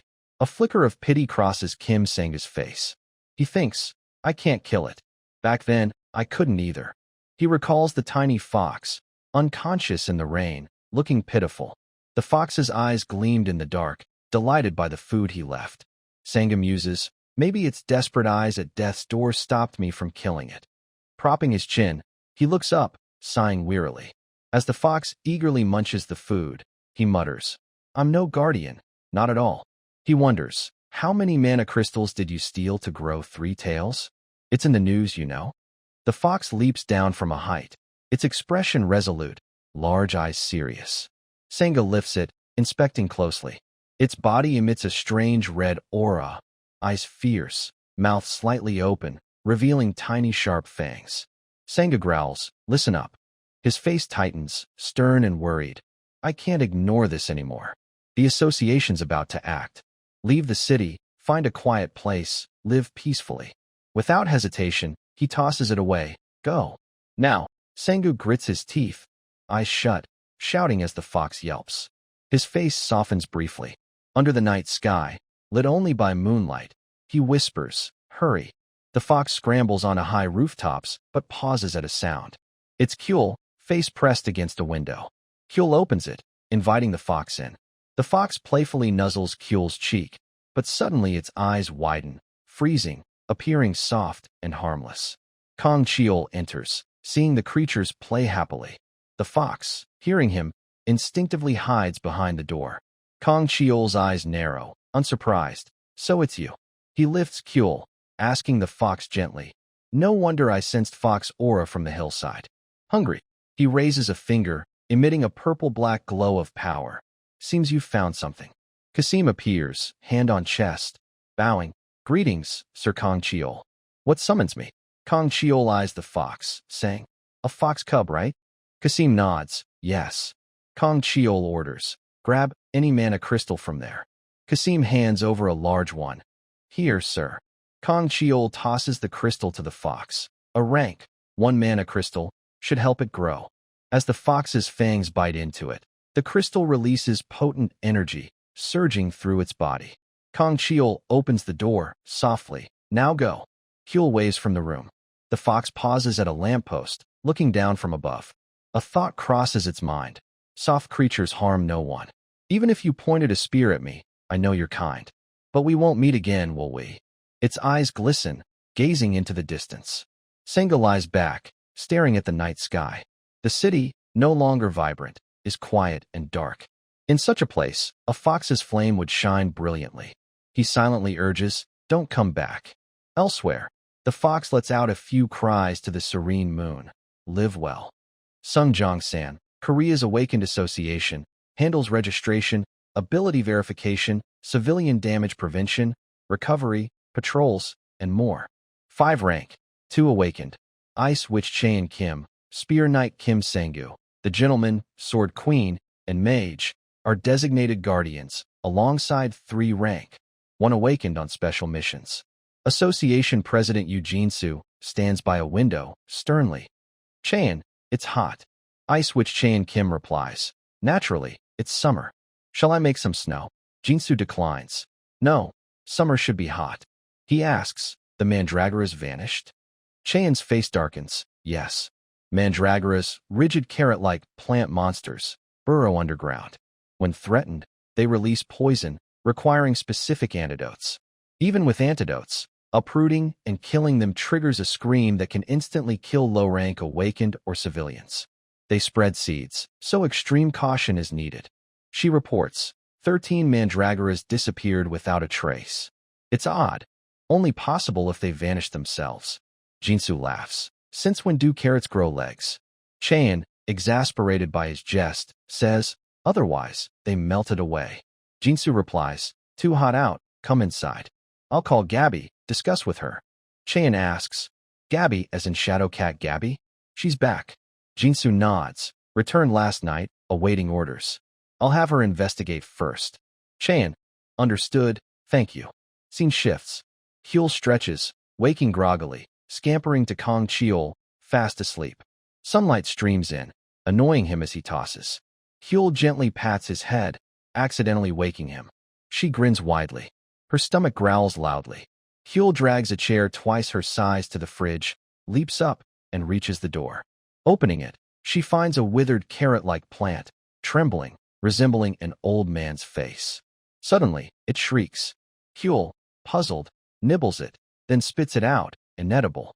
Kong Cheol peeks in, exasperated. "This kid."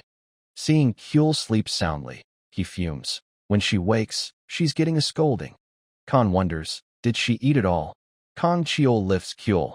"Weird, but seems so. This kid's something. He asks, where have you been lately?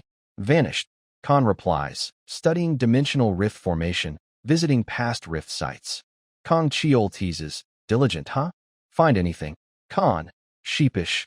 Nothing, just common continental monsters. That catches Kong Cheol's attention. Monsters? You're not one, right? Khan snaps. Dragons are noble. How dare you compare me to them? Kong Cheol smirks, thinking, so, dragons, or worse, could emerge from rifts. Did I overlook this?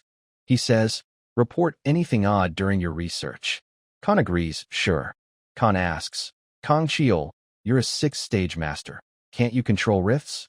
Kong Cheol brushes it off. No, I don't even know who makes them or why. Khan presses, then how'd you return to this world? Kong Cheol replies, long story. Decades since defeating the Demon King. I'll tell you sometime. Khan, deal. Kong Cheol says, let's get food. The sky's clear. A voice declares, summer calls for that dish. In Sinchen's outskirts, Chaein Kim steps down, surveying, no traces. Suddenly, a green energy streak zips overhead. She sighs, they sent me here for this. Watching the energy move, she channels power. A hand touches her cheek, startling her. A woman smiles, teasing, you're Sinchen's ice witch, huh? The girl was Mew on Li Bahi. She spoke slowly. I've scouted the area, and there's no trace of any clues. Chaein Kim, regaining her composure, stammered a greeting. Hello, Miss Muon. Before she could finish, Li Bahi interrupted. Just call me sister. You seem quite likable. Are you a rookie? Chaein Kim nodded slightly, replying, yes, that's right. My title at Seer Academy is... Li Bahi cut in again. All right, no need to be so tense. How long have you been in this line of work? Chaein Kim answered promptly. A full decade. Li Bahi nodded approvingly. Not bad. But Chaein Kim couldn't take the praise to heart, as she'd passed by the fenced-off area and noticed nothing unusual. Asterisk, is she really a one-star awakened? Plus, according to Seer Academy, someone trained like that would have been a top agent 30 years ago. Why does she look so young? Asterisk, at that moment, Li Bahi began introductions. I've met guards a few times before, but you're new, right? Nice to meet you. I'm Yuan Li Bahi. Chaein Kim shook her hand, saying, I'm Chaein Kim. Li Bahi nodded, asking curiously, what's the situation now? Chaein Kim replied calmly. When the gate explosion incident ended, 13 mandragoras vanished. However, there's no sign of intrusion or even combat. Yeah, I noticed that too, Li Bahi agreed. But looking at the barrier in the air, she asked skeptically, so who broke the barrier? Chaein Kim quickly answered, that was a 4-star awakened from our team. Hearing this, Li Bahi frowned, muttering, if they broke a 4-star barrier without leaving traces, they must be at least 3-star. Where's the biggest mercenary group around here? Chaein Kim replied instantly, the temple team in Samzeon. Li Bahi nodded, suggesting, let's head there first. I'm hungry, so we'll grab food too. And we'll meet that kid who always picks fights with me. Tell him to treat us to meat. Kim Sangyu, on duty outside, suddenly felt his ears itch, certain someone was talking about him. Elsewhere, at Kong Cheol's eatery, Khan was playing with Kyul. The dragon siblings were noisy in the restaurant, with Khan constantly praising Kyul's cuteness. Kong Cheol, watching nearby, was speechless, thinking about this sister-obsessed guy. While playing with Kyul, Khan suddenly flinched, looking up at Kong Cheol, angrily demanding, how long have you been watching? Kong Cheol replied nonchalantly, the whole time. This irritated Khan. Seeing Khan's expression, Kong Cheol couldn't help but question, I don't see anything wrong with doting on your little sister. Khan stayed silent. Kong Cheol didn't press, coldly ordering, fill that big pot with water. Khan noticed something in Kong Cheol's hand, asking curiously, what's that? Kong Cheol explained slowly, this is called a watermelon. Haven't you seen one on the continent? Khan scoffed, first time. Is the red part edible? Ignoring the watermelon, Khan looked at a plucked creature, asking, and what's that doing here? Kong Cheol explained, this is a common livestock in this world, called a chicken. Khan huffed angrily, come on, I know what a chicken is. Kong Cheol ignored him, pulling a mandragora from the fridge, startling Khan, who asked, where'd you get a mandragora? Kong Cheol replied casually, I was out walking and saw it. so I pulled it up. Khan asked, shocked. Isn't that something you shouldn't just yank out? Kang Cheol didn't answer, continuing. These absorb heat and cool the body. They're crisp and sweet, perfect for cold or hot dishes. Today, I'm making a dish ideal for hot weather with these. With that, Kang Cheol began preparing the chicken. Khan watched, skeptically asking, why do you keep stuffing things inside the chicken? Kang Cheol replied calmly, sticky rice, garlic, mandragora, green onions. Just wait a bit, and the samjitang will be ready.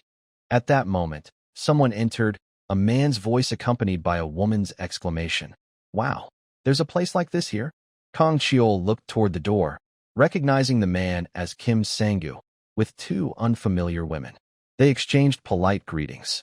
Kim Sang-gu spoke, I've got a big group today. Are you the staff here? Kang Cheol replied casually.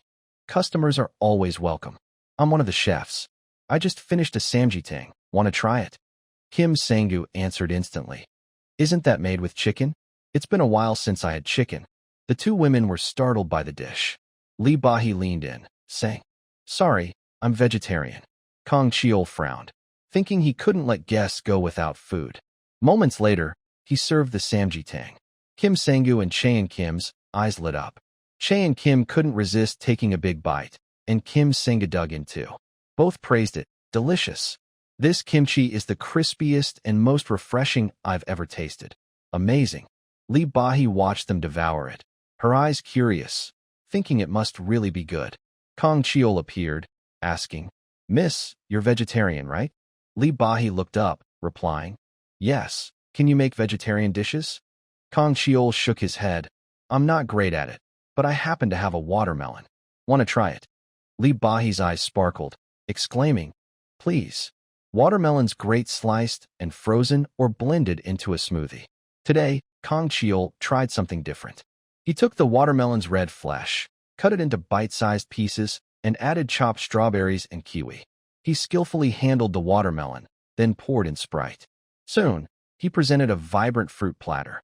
Chae and Kim licked her lips, snapping her fingers, dropping small ice cubes into the dish. Seeing this, Kang Cheol exclaimed, You're a special ability user. Kim Sang-gu explained slowly. She's the frost mage protecting Sinshin. Chae and Kim, eating, looked up, protesting, I don't like that title much. I'm not fond of honorifics before my name. At Seer Academy, an annual life or death battle event took place. Chae and Kim once fell into an enemy trap, exposing all her techniques. She tried to stay calm, but it was a major blunder. At this point, she sighed helplessly. Kang Cheol listened quietly, saying nothing, as if all sorts of important figures kept appearing. He glanced at Lee Bahi at the table. From the moment they arrived, she gave off a bodyguard vibe, maybe even stronger. Plus, she was stunningly beautiful, the first time Kang Cheol saw such looks since the continent. Lee Bahi, oblivious to his gaze, ate her fruit, praising, Thanks for the great meal. Her beauty was overwhelming. Soon, Kim Sang-gu's group left. Khan continued washing dishes, exclaiming, That girl who just left? She's gorgeous. Kang Cheol, nearby, nodded casually. Khan kept raving about Lee Bahi's beauty. So stunning. She doesn't even seem human. Kang Cheol explained calmly. Exactly, she's an elf. Khan asked skeptically, How do you know? Kang Cheol replied, I used my inspection skill to check her info after they left. Khan remained doubtful, asking, Even if that's true, how could you tell? Kang Cheol said casually, I confirmed she has divine speed, something only elves have. Khan frowned. But elves usually have pointed ears, right? You think she noticed us? Kang Cheol shook his head. No, she lacks magic detection. It's not just gate monsters. Other races might have adapted to Earth, or someone's hiding their true form. Kang Cheol suddenly called Khan, startling him. But he just put on an apron, saying, I'll make something unique to eat. Khan calmed down, asking, How can I help? Kang Cheol casually ordered, Grab a spoon. Let's make watermelon juice. Meanwhile, Kim Sang-gu's group emerged from a building, exhausted from their investigation, which turned out to be a false lead. Kim Sang-gu trailed behind, saying gravely, Should we consider the possibility that mandragoras vanished as part of a new ecological cycle? Lee Bahi, annoyed, snapped, Who's this kid? What's he blabbering about? Kim Sang-gu, unfazed, continued calmly. I'm not saying it's nonsense, but with no evidence, witnesses, or victims, who'd randomly uproot mandragoras. Does that make sense? Che and Kim nodded in agreement. If even a one-star awakened like Mew on Li Bahi found nothing, the answer must lie in an unexpected direction, Kim Sang-gu suddenly said. Who knows? Maybe someone ate them all. Didn't you just eat one, mage? But Li Bahi dismissed it. There's definitely something suspicious. No evidence now, but something's going on in this city. With that, Li Bahi said seriously, all right, I'll report to the higher-ups and hand it to the research team. Even the temple mercenary team in Samzeon showed up, but she got no useful info, just shocking news. They said Temple's old man Taeyong was retiring. This darkened Kim Sang-gu's expression, his mood visibly sour. In a city corner, a man lit a cigarette, gazing at the twinkling starry sky, no different from his old homelands. The world's landscapes kept changing. Buildings replaced trees, asphalt covered grass. Lands once fragrant with flowers were now battlegrounds stained with monster blood. This man was Temple's leader, Taeyong. Exhausted, he looked down, roaring, ensure the survivors' safety. In this case. As he spoke, the awakened below shouted in unison. In this case. The next day, as usual, Kang Cheol opened his restaurant and sat leisurely reading the newspaper. A moment later, Kaiul ran out from the back room, pawing at his leg with her claws. He looked down, smiling, and asked, Up already? Then, Kang Cheol scooped Kaiul into his arms and began teaching her to read. Whatever he said, Kaiul mimicked exactly, her voice adorably childish. Soon, her stomach growled a few times. She glanced at him, clearly signaling she was hungry. Kang Cheol nodded but hesitated, unsure what to make for breakfast. It was the same every day, always pondering what to eat. If you're going to eat, it should be something delicious. Life's short, with only 3 meals a day to enjoy good food. But thinking of Kaiul in his arms, he playfully pinched her cheek, teasing, Well, for you, life can't exactly be called short. He decided, all right, let's go with plain rice. Mixed grain rice is healthier, but the effect's negligible for the body, and it's not my taste. With that, Kang Cheol set Kaiul down, instructing, Go wake your brother, but gently, okay? Kaiul obediently scampered to where Khan was sleeping like the dead. She gleefully leaped into the air, and the room echoed with a piercing scream. Kang Cheol, outside, sighed helplessly. Despite his warning, it was always like this. Moments later, breakfast was ready. Today's menu was rice mixed with vegetables and belto eggs. Khan's eyes lit up at the sight. Kang Cheol ordered, Stir it quickly. Khan didn't hesitate, grabbing a spoon and mixing the rice. Soon, it was perfectly blended. They began eating breakfast, the scene resembling a cozy family of 3, peaceful and warm. After a while, a large bowl of rice was polished off, but Kaiul fell asleep right after eating. Kang Cheol, concerned, said, Khan, she's been acting odd lately, just eating and sleeping. Is something wrong? Khan hesitated before replying. She's 3 months old now. At this age, you start seeing what class she belongs to. It's part of the process, so eating and sleeping a lot is normal. Hearing this, Kang Cheol frowned thoughtfully. So you can tell what class she was born into? That's interesting. Just then, someone entered. Kang Cheol looked up. It was Kim Manhwa. As he stepped in, he caught the aroma. Kang Cheol spoke slowly. I just made rice. Want to try some? Kim Manhwa nodded slightly. Sure, but I'll order ramen too. And if possible. Before he could finish, Kang Cheol smiled. Cold rice is even better. Kim Manhwa agreed. True, ramen pairs great with cold rice. But as he spoke, he spotted something in the newspaper and froze. Lately, the biggest news was the head of temple preparing to retire. Moments later, Kim Manhwa exclaimed in Kang Cheol's restaurant. My gosh, this kimchi is amazing. Kang Cheol brought out ramen, rice, and radish kimchi. Everything was top-notch, and Kim Manhwa ate with delight. Just then, Choi Jae-woo pushed the door open, smiling. Morning, boss. Morning, Kim Manhwa. Choi Jae-woo continued. Kim Manhwa, hearing this, greeted politely. Hey, here to eat too? Choi Jae-woo shook his head. No time to eat, just stopped by to say hi. Kang Cheol said sincerely. I see, you've been working hard. Must be hot out there. It's summer. Thanks, but I can handle it. Choi Jae-woo chuckled, joking. Maybe my stamina's better because I've been eating here lately? Kang Cheol laughed inwardly. That's thanks to the mandragora. Suddenly, Choi Jae-woo asked, by the way, Kim Sang-has been stressed lately, huh? Kim Manho sighed. Yeah, our team leader's really on edge. Worried Kang Cheol wouldn't understand, he explained. Have you heard about the temple team? They say Captain Taejung's retiring, so everyone's on high alert. Kang Cheol, surprised, sighed. Retiring? That's a shame. Kim Manho, full of regret, said, yeah, he's a leader we deeply respect. Seeing his expression, Kang Cheol asked curiously, what's the story? Kim Manho startled, explaining, 10 years ago, during the monster attack on Samseon. You could call it a great invasion. That was Kim Sang-ga's first year as leader. Kang Cheol was shocked. Back then, 4 of Seoul's 5 guardians died stopping the monster invasion. Though classified as a 3-star awakened, Taejung's abilities far exceeded that level. He was a born leader, a battlefield commander, especially during the Great Invasion a decade ago. He was the savior of the people here. Many owed their lives to Taejung, earning him immense admiration and respect. Even Yoo Jin-soo felt the same. He sighed. I knew this day would come, but before he could finish, a knock sounded. Yoo Jin-soo called, come in. It was Taejung. He nodded, greeting, long time no see, chairman. Yoo Jin-soo wasn't too surprised. Inviting Taejung to sit, Yoo Jin-soo sipped tea and asked, are you really retiring? Taejung replied calmly, of course. Yoo Jin-soo pressed, why? Taejung answered coolly, because it's time. But this dissatisfied Yoo Jin-soo. He demanded heatedly, don't you feel any regret? You built the temple team from scratch. Yoo Jin-soo had witnessed all of Taejung's struggles since he arrived in Seoul. Hearing this, Taejung set his teacup down, his voice grave. Listen closely, chairman.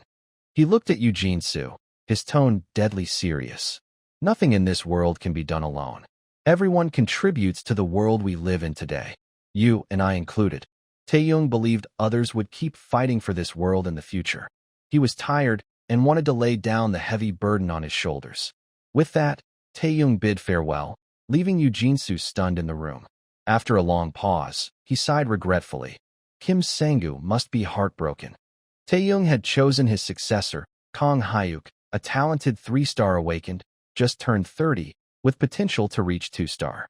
Meanwhile, after leaving Yoo Jin-soo's room, Taejung wandered aimlessly, looking up at the sky, muttering, what a great day. Suddenly, a teasing voice called from behind. What's so great? Getting senile already. Taejung turned to see Kim Sang-gu leaning against a wall across the street, next to a sleek motorcycle. Elsewhere, at Kang Cheol's restaurant, he focused on cooking. Mid-task, a customer arrived with a low voice. I don't recall a place like this here. Kang Cheol looked up. It was Kim Sang-gu and Taejung. Kim Sang-gu asked, hey, what's on the menu today? Kang Cheol replied casually, home-style dishes. Kim Sang-gu glanced at Taejung, asking, home-style, huh? What do you think, old friend? Kang Cheol observed Taejung, noting he looked like a veteran, about his age. Taejung followed Kim Sang-gu inside and sat. Worried they'd wait long, Kang Cheol said, this dish takes a bit. Are you too busy? Taejung shook his head. Not anymore. Take your time. Kang Cheol nodded and resumed cooking. Suddenly, Kim Sang-gu spoke. I'm just showing him around, so only my old friend's eating. I'll head out, still busy. With that, he left. Taejung watched Kim Sang-gu's retreating figure, sighing, sorry about him. That kid still hasn't grown up. Kang Cheol shook his head. No need to say that. He's a guardian, after all. Taejung chuckled, his tone like a father's. When did that kid get so big? Unconsciously, he pulled out a cigarette, but, realizing he was in a restaurant, asked, can I smoke here? Kang Cheol shook his head. It's fine, as long as no other customers are around. Go ahead. Taejung smoked while waiting. Soon, the aroma from Kang Cheol's simmering pot wafted over. He couldn't help but exclaim, smells amazing. Kang Cheol, startled, looked at him puzzled. Taejung quickly explained, I mean the fresh-cooked rice smell. It's been ages since I smelled this. It's nostalgic. Hearing this, Kang Cheol frowned slightly, pensive. Nostalgia, huh? Everyone's got something to miss. He decided, I'll make that dish this time. Dunjang jjigae. Each household has its own recipe, so flavors vary. Kong Cheol kept it rustic yet rich, simmering soybean paste and vegetables for hours without broth. The flavor was less intense but thick and hearty, with a warm, pungent aroma. He also made bento eggs and grilled fish. Soon, a steaming Korean meal was ready. Seeing the full spread, Taeyong was stunned. He tried the doenjang jjigae first. As the broth melted on his tongue, his eyes widened in awe. Then, he scooped a spoonful of white rice, praising, "This is delicious, just like my mom's cooking back home." It's been nearly 30 years, so the memory's a bit faint. Back then, Taeyong had come to Seoul to make his way. Kong Cheol, standing nearby, remarked, "It's been a long time, hasn't it?" Taeyong nodded, his voice tinged with sorrow. "Yeah, looking back, it's been ages. Time flies, like it all happened in a blink. I used to think I'd return home soon. Back then, everyone flocked to Seoul, all struggling to survive." Taeyong never forgot the mass evacuation era 30 years ago and the Great Invasion a decade ago. At this point, Taeyong looked up at Kong Cheol, sighing. That's right, it was the time of the massive evacuation. 30 years ago, when monsters began appearing, countless nations and cities were completely destroyed. So many lost their lives to them. Back then, facing danger in his hometown, Taeyong stumbled upon a sword. Thanks to it, he realized he had become an awakened. My physical strength improved significantly too. So, Taeyong rallied all the awakened in his hometown to head to Seoul and build a legacy. At the time, he believed that if the strong united, they could protect everyone. That was the origin of the force called Temple. As awakened joined forces, people began gathering, cities were gradually rebuilt, the world slowly recovered, and the Guardian system was established.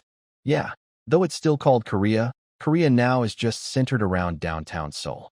As people adapted to this new world, an event occurred 10 years ago, the day a B-rank monster attacked the city, the Great Monster Invasion.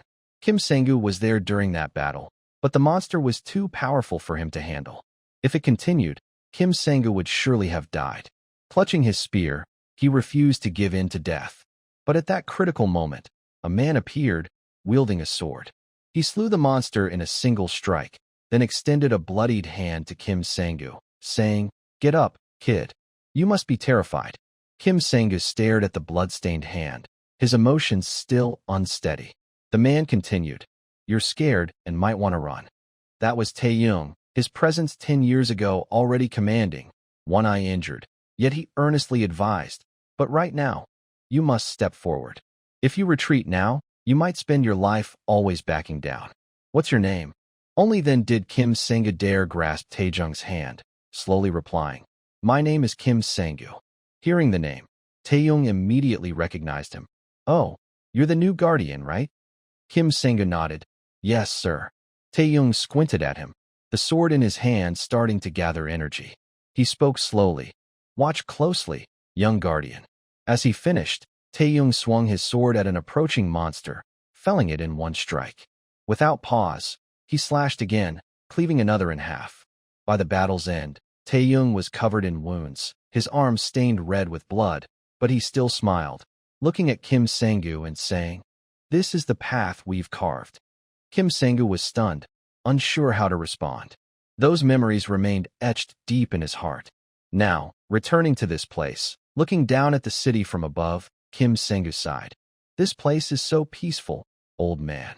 With that, he turned and ran, spear in hand. He refused to let any monsters appear here. This place must stay safe, because it's where he walked, where he can rest in peace. For now, that was all Kim Sang-gu could do to repay the man who saved his life. But the more he thought, the more his heart ached. Tears fell, and Kim Sang-gu dropped to his knees, sobbing, "Damn it. Why isn't there a single monster here? I've got nothing left to do for him." In the quiet night, someone silently grieved for the man he revered, unnoticed by anyone. Elsewhere, at Kong Cheol's restaurant, after hearing the story, Kong Cheol suddenly asked, "Do you have any regrets?" Taeyong stubbed out his cigarette, sighing, "I regret things every day. Me and the entire temple team always had to act to save someone, anyone, so they wouldn't die, or at least so people could survive day by day. We couldn't afford mistakes. Even a small error could cost someone's life. One person could be the hope for others. Hearing this, Kang Cheol realized Kim Sang-gu had matured far beyond his years, learning from this man. Anyone would tire out from being demanded so much. Despite such exhaustion, Tae-young had raised an outstanding next generation, truly admirable. With that, Kang Cheol asked, "Heading back to your hometown?" Tae-young replied casually, "Yeah." Kang Cheol squinted at him. He understood what Tae-young had been through, living for others, much like Kang Cheol had in that other world. Tae-young stood, asking, "How much, boss?" Kang Cheol replied nonchalantly, "It's all free. Our restaurant often waives the bill for folks heading home." Tae-young froze, then chuckled. What a weird place. Kang Cheol said nothing, just smiled at him. With that, Tae-young didn't say more and turned to leave. At the door, he paused, saying earnestly, "Thanks for the meal. I'm leaving that kid in your care from now on." Kang Cheol smiled lightly. He's already an excellent guardian. This stunned Tae-young. After a moment, he sighed. "Yeah, that kid's truly a great guardian. I see Kim Sang-gu as my own son, so I hope you'll look out for him."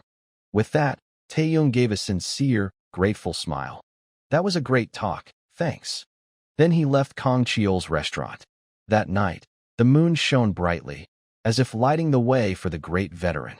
Kang Cheol stood at the door, watching Tae-young's retreating figure, sighing inwardly. A veteran never truly leaves. They just fade away and don't reappear. The next morning, Tae-young drove to the outskirts. Stopping the car, he removed his helmet and stepped out. Standing on the empty land, gazing at the city, he sighed, "I'm off." At the same time, on a cliff near the city center, a lone figure stood. Kim Sang-gu hadn't left, murmuring in grief, "Live well, old man." With that, his figure vanished. Soon after, a nine-tailed fox appeared on the cliff. It was the same little fox from before, now with 2 extra tails. It gazed into the distance, thinking, "Too gentle. The one who just left and the one who gave me the shimmering stone. They're both so kind and harmless. Farewell, gentle soul." A night of sorrow passed, a small moment in life. But someone was deeply affected. After talking with Tae-young, Kang Cheol had a dream. In it, someone called his name, but it was Moreau, his name from the continent. Recognizing the voice, he shouted urgently, "Renero, you're awake? Come here." But no one answered. The dream's images grew fainter. Then the dream shifted to Kang Cheol facing a horde of monsters. An evil voice echoed in his mind. "King of the world, are you the one who summoned me through this rift?" The figure unleashed energy at him, but Kang Cheol stood coldly, scoffing. "What are you talking about?"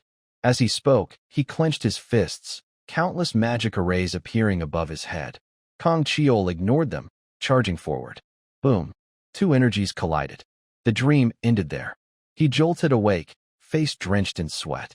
Wiping it away, he glanced beside him, seeing Khan curled up in a corner, trembling. Kang Cheol asked, surprised, "What's wrong?" Khan demanded heatedly. "You suddenly released such intense killing intent. How am I supposed to handle that?" Kang Cheol realized he'd unconsciously emitted hostility and apologized. He rubbed his forehead, easing his tension. Seeing his state, Khan asked suspiciously, "Nightmare?" Kang Cheol shook his head. "No, it's just that even though the war ended nearly 10 years ago, I still get like this sometimes." He thought the story of Soul's monster attack yesterday had affected him. Why did it happen the same day I faced the Demon King? That's no coincidence, is it? Looking out the window, Kang Cheol wondered, "I won't have to face the Demon King here again, will I?" After waking from a nightmare, Kang Cheol sat for a moment to collect himself. Stepping outside, he saw Kyul making cheerful noises. But when he noticed the floor covered in scribbled drawings, Kang Cheol clutched his head helplessly. Great, now it's like a summer break mess. He sighed, picking up the newspaper Kyul had been lying on, saying, "Let's see what you drew here." "Fried chicken." Kyul looked at him gleefully, babbling in response. Today's menu surprised Kang Cheol. He glanced at Kyul's drawings on the floor, exclaiming, "A fish? With hands, it must be a mermaid." Kyul let out an unintelligible sound, but he understood. Frowning, he muttered, then picked her up, intending to scold her, but she rubbed his cheek with her tiny hand. Kang Cheol's heart melted, and he couldn't bring himself to reprimand her. He patted Kyul's head, smiling. "Today, we'll make fried chicken, but you've got to clean up those scribbles, got it?" With that, Kang Cheol shouted, Khan. Khan, brushing his teeth, startled at the call, rushed out, and looked at him confusedly. Kang Cheol said calmly, teach the kid how to clean up today. At his words, Khan clutched his head, groaning, this little one's been naughty again. But Kyul didn't care, repeatedly calling Papa. This irked Khan further. He huffed, why is she closer to him than me? Kang Cheol ignored the sibling rivalry, saying casually, watch the house. I'm going shopping. Later, at Samseon Market, having promised fried chicken, Kang Cheol bought a load of chicken. The vendor was thrilled. Big luck today. It's festival day. Kang Cheol frowned, asking, festival? The vendor nodded, grinning. You probably don't know. Check out the square, they're testing something. As the vendor said, across the market, a robot was being tested. A crowd cheered excitedly. Kang Cheol followed the suggestion to take a look. He recognized it immediately as a golem. While observing, Muon Lee Bahi spotted him from afar and approached, greeting, hey boss, here to watch. Kang Cheol replied politely, hi. Yeah, I came to see the test run of the new AI construct. Hearing the name, Kang Cheol raised an eyebrow.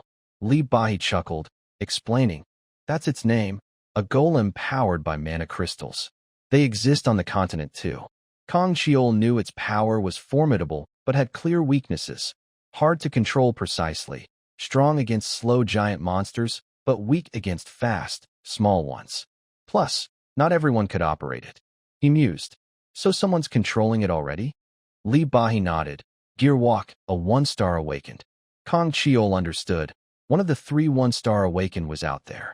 Operating a piloted golem required enduring the mana crystal's energy, something only innate awakened like Gear Walk, 1-star Kim Hun, could do. To Kang Cheol, its capabilities were impressive but exorbitantly costly, making its value questionable. Still, with good support, it could revolutionize mana crystal technology, making the world more convenient. Having seen enough, he said casually, you've worked hard. Lee Bahi, sensing he was leaving, asked, hey, boss, is your restaurant open today? Kang Cheol nodded. Yeah, unless something special comes up, we're open year-round. Lee Bahi beamed. Great, I'll stop by soon. Kang Cheol returned home, but upon opening the door, he saw a strange girl with green hair and skin, clearly not human. He glanced at Khan in the corner, asking suspiciously, what spirit is this? Yours, Khan replied cheerfully. My sister's been confirmed as a spirit summoner class. Kang Cheol wasn't too surprised and approached Kyul. Khan boasted proudly. You probably guessed from her scales, she's a blue dragon. This stemmed from exchanges between the blue dragon tribe of Waterland and the red dragon tribe of Dragon Mountain. But no one paid Khan much attention. Kyul happily hugged the spirit, calling it Mama. Khan awkwardly clarified, that's not your mom, but she ignored him, leaving Khan exasperated. Kang Cheol asked, so a high-tier spirit? Khan nodded, yup. It had been a while since Kang Cheol saw a spirit in non-combat mode. High-tier spirits were terrifying in battle. The principle of spirit summoning was simple. They were called from a multidimensional spirit world, uniformly named across high, mid, or low tiers. Undine for water, Salamander for fire, Sylph for wind, and earth spirits. No one had ever summoned a spirit king for any element, so high tier was the limit. So, the demon realm where demons lived, the spirit world, the pan-continent, and Earth's dimension made 4 known dimensions. The pan-continent and Earth were interconnected. Kang Cheol sighed, a bit overwhelmed, but brushed it off, glancing at Khan. By the way, have you taught her to clean yet? Khan, distracted, just watched Kyul play happily with the spirit. Kang Cheol observed, remarking, such a versatile class, pretty amazing. Since the kids awakened her powers, let's throw a celebration. He headed to the kitchen to prepare food. Today's main dish was fried chicken. 30 years ago, Korea had a fried chicken craze. Every possible variation existed, spicy, soy, classic, with hundreds of versions. Among them, the crispiest was the foundation for many later styles. Soon, Kang Cheol finished. Khan and his sister drooled at the sight. He tore off a piece, smiling. It's best eaten by hand. Try the drumstick first. Kyul eagerly took it, happily munching. Seeing Kyul eat so joyfully, her eyes sparkling, Kang Cheol couldn't help but smile. Khan rushed over. That good, huh? I can't hold back. I'm eating too. But before he could tear into it, Kang Cheol stopped him. Wait. In our world, the chicken part you eat first reveals your personality. Which part do you pick? Khan froze, muttering. Seriously, that's a big deal? Kang Cheol nodded. You could say that. Khan frowned, hesitated, then tore off the neck, asking, I like this part. What does it say about me? Seeing Khan's seriousness, Kang Cheol laughed. Just kidding. Let's eat. But as he spoke, Kyul had devoured the entire box of fried chicken, bones and all. Luckily, Kang Cheol had made another box. He grabbed a beer, saying, Soju's for regular days, but fried chicken calls for beer. They ate and drank together. Khan praised while eating. This is amazing. Looking at Kang Cheol, Khan marveled. How do you deb one so cleanly? There are so many small bones. Kang Cheol just smiled without answering. Kyul joined in the fun. The three gathered for the meal. Suddenly, fireworks boomed outside, startling them. Kang Cheol carried Kyul to watch. Seeing fireworks for the first time, Kyul was thrilled. He looked down at her, thinking, Kyul's always cooped up in the restaurant. She must feel trapped. He asked, Khan, when can she transform? Khan replied casually. She's awakened her class, so probably soon. Kang Cheol continued. Can she breathe fire too? Khan nodded. Yup. Chuckling, Kang Cheol said excitedly. That's something to look forward to. When Kyul transformed, he wanted to buy her nice clothes, take her to explore the world, and do so much more. At the Golem test site, Kim Hun was still guiding technicians to tweak the machinery. Later, he stepped out of the room, exhaling in relief. Mew on Li Bahi, waiting, wave, good work. Kim Hun was surprised. This is the men's changing room, isn't it? Li Bahi laughed. No big deal. Haven't seen you in a while. Wanted to check how much you've grown. Kim Hun sighed, taking off his jacket. Still calling you old lady, but now you're really ancient, huh? I need a shower and some food. Damn, I've only had water all day because of the test. Li Bahi grinned. Knew you'd be starving, so I found a restaurant. Kim Hun scoffed. Big sister, my foot. You're older than my mom. Which place? Li Bahi said slowly. In Samzeon. Kim Hun frowned. Near Kim Sanga's place? Heard the news? Captain Taejung's retired. Sanga must be lonely. Li Bahi sighed. Yeah, heard he's gone back to his hometown. Kim Hun said regretfully. Such a shame. He's a good man. Li Bahi shook her head. He deserves a rest. I wish I had a hometown to return to. She paused, then asked, By the way, the new mana crystal seems pretty good? Kim Hun nodded. Pretty good. With high condensed mana, just not pure. He asked, From that new dungeon nearby, right? Li Bahi replied calmly. Yeah, temporarily ranked 1, but something's off. It's a cave dungeon in Incheon. No monsters, just a mana crystal mine. Problem is, the sky's got a weird color. In the outskirts, Kang Cheol held a necklace, gripping it tightly, looking up at the sky, his eyes full of contemplation. Kasim's words echoed in Kang Cheol's mind, low and weighty, like a memory etched from days of brutal battles. The precious treasures, once seized from dragons in life-or-death clashes with the Demon King, were now mostly destroyed, leaving only fragments of past glory. All of them were now under Kang Cheol's stewardship. Standing amidst the battlefield, he looked up, his icy gaze sweeping over the colossal dragons circling the sky, their wings slicing through the air with thunderous roars.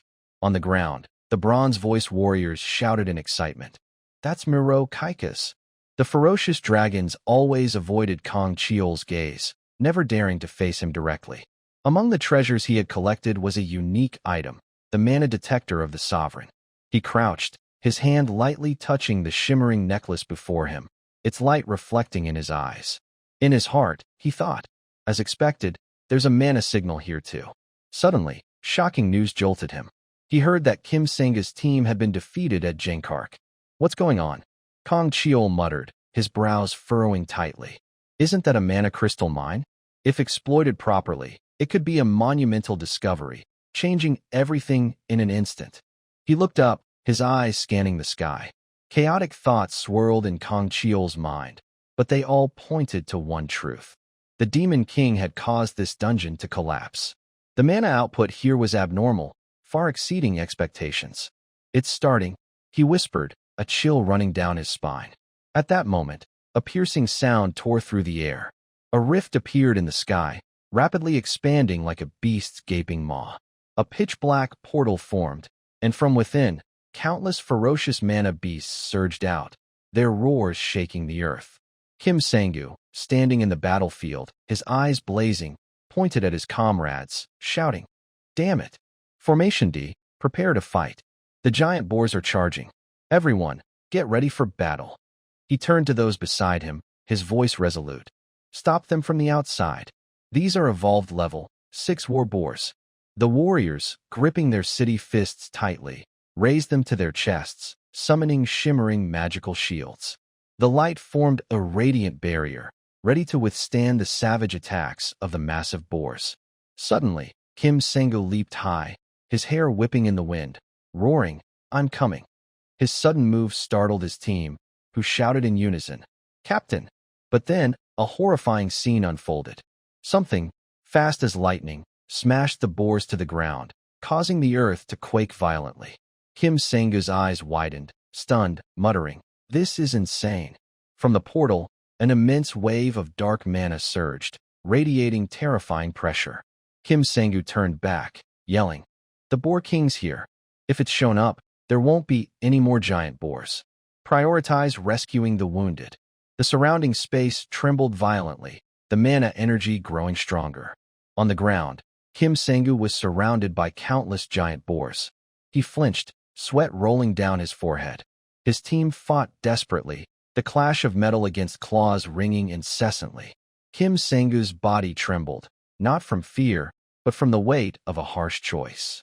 In his mind, he thought, "I have to choose. To protect the remaining members and civilians, I need to retreat to the rear. But what about those trapped near the portal ahead?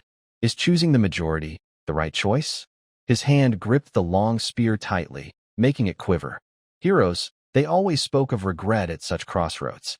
How much they agonized, how much pain they endured. Kim Sang-gu recalled Captain Taejung's words, his voice low but powerful. "Honestly, I just wanted to run. But in moments like this, if you dare step forward, you become a true powerhouse. If you flee, you'll spend your life chasing others' shadows." Those words ignited a fire in his heart. Kim Sang-gu's gaze hardened, his grip on the long spear tightening. He roared, "I'll become a true hero." Turning to his team, his voice was resolute.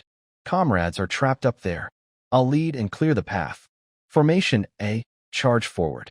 The team instantly fell into position, ready to fight. Kim Sang-gu led, rushing like a gale, his long spear slashing, annihilating the giant boars ahead with terrifying speed. A teammate shouted, "The captain's charging." After felling a few beasts, he paused, hands in a defensive stance, breathing heavily. He muttered, "Too many monsters. I'm out of mana." But he couldn't stop. From the portal, more giant boars poured out, making the battlefield increasingly brutal. A teammate yelled, "Captain, the Boar King's coming." Before Kim Sang-gu stood a massive boar, larger than the rest, the Boar King.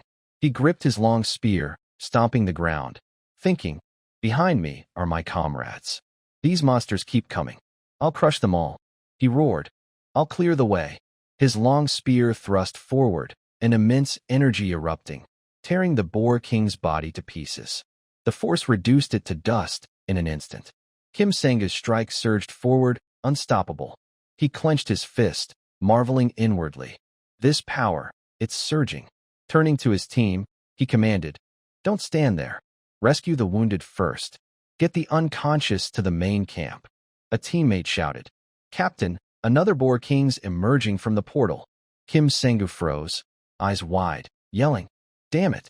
Prepare full defenses, ready to retreat on my signal." The new Boar King appeared, its mouth gaping, letting out a roar that echoed across the sky. Kim Sang-gu grew exhausted, sweat dripping. He thought, "If we hold out, the guild must have gotten the signal. Reinforcements will come, but how long can we last?" Suddenly, a blinding light erupted from behind, so powerful it startled him. He turned, his gaze stunned. The team froze before the dazzling glow. Then, to everyone's shock, the giant boars vanished in the light. A dark figure flashed past, swift as the wind, as if it had obliterated the entire horde in one strike. The sky cleared. Kim Sang-gu, still gripping his long spear, muttered, "What? Where'd the monsters go?" In the distance, a man lay on the ground, his body trembling, letting out faint groans. Kim Sang-gu rushed over, shouting, "Manho, can you stand?" He helped Manho up. The man mumbled weakly, "I'm okay.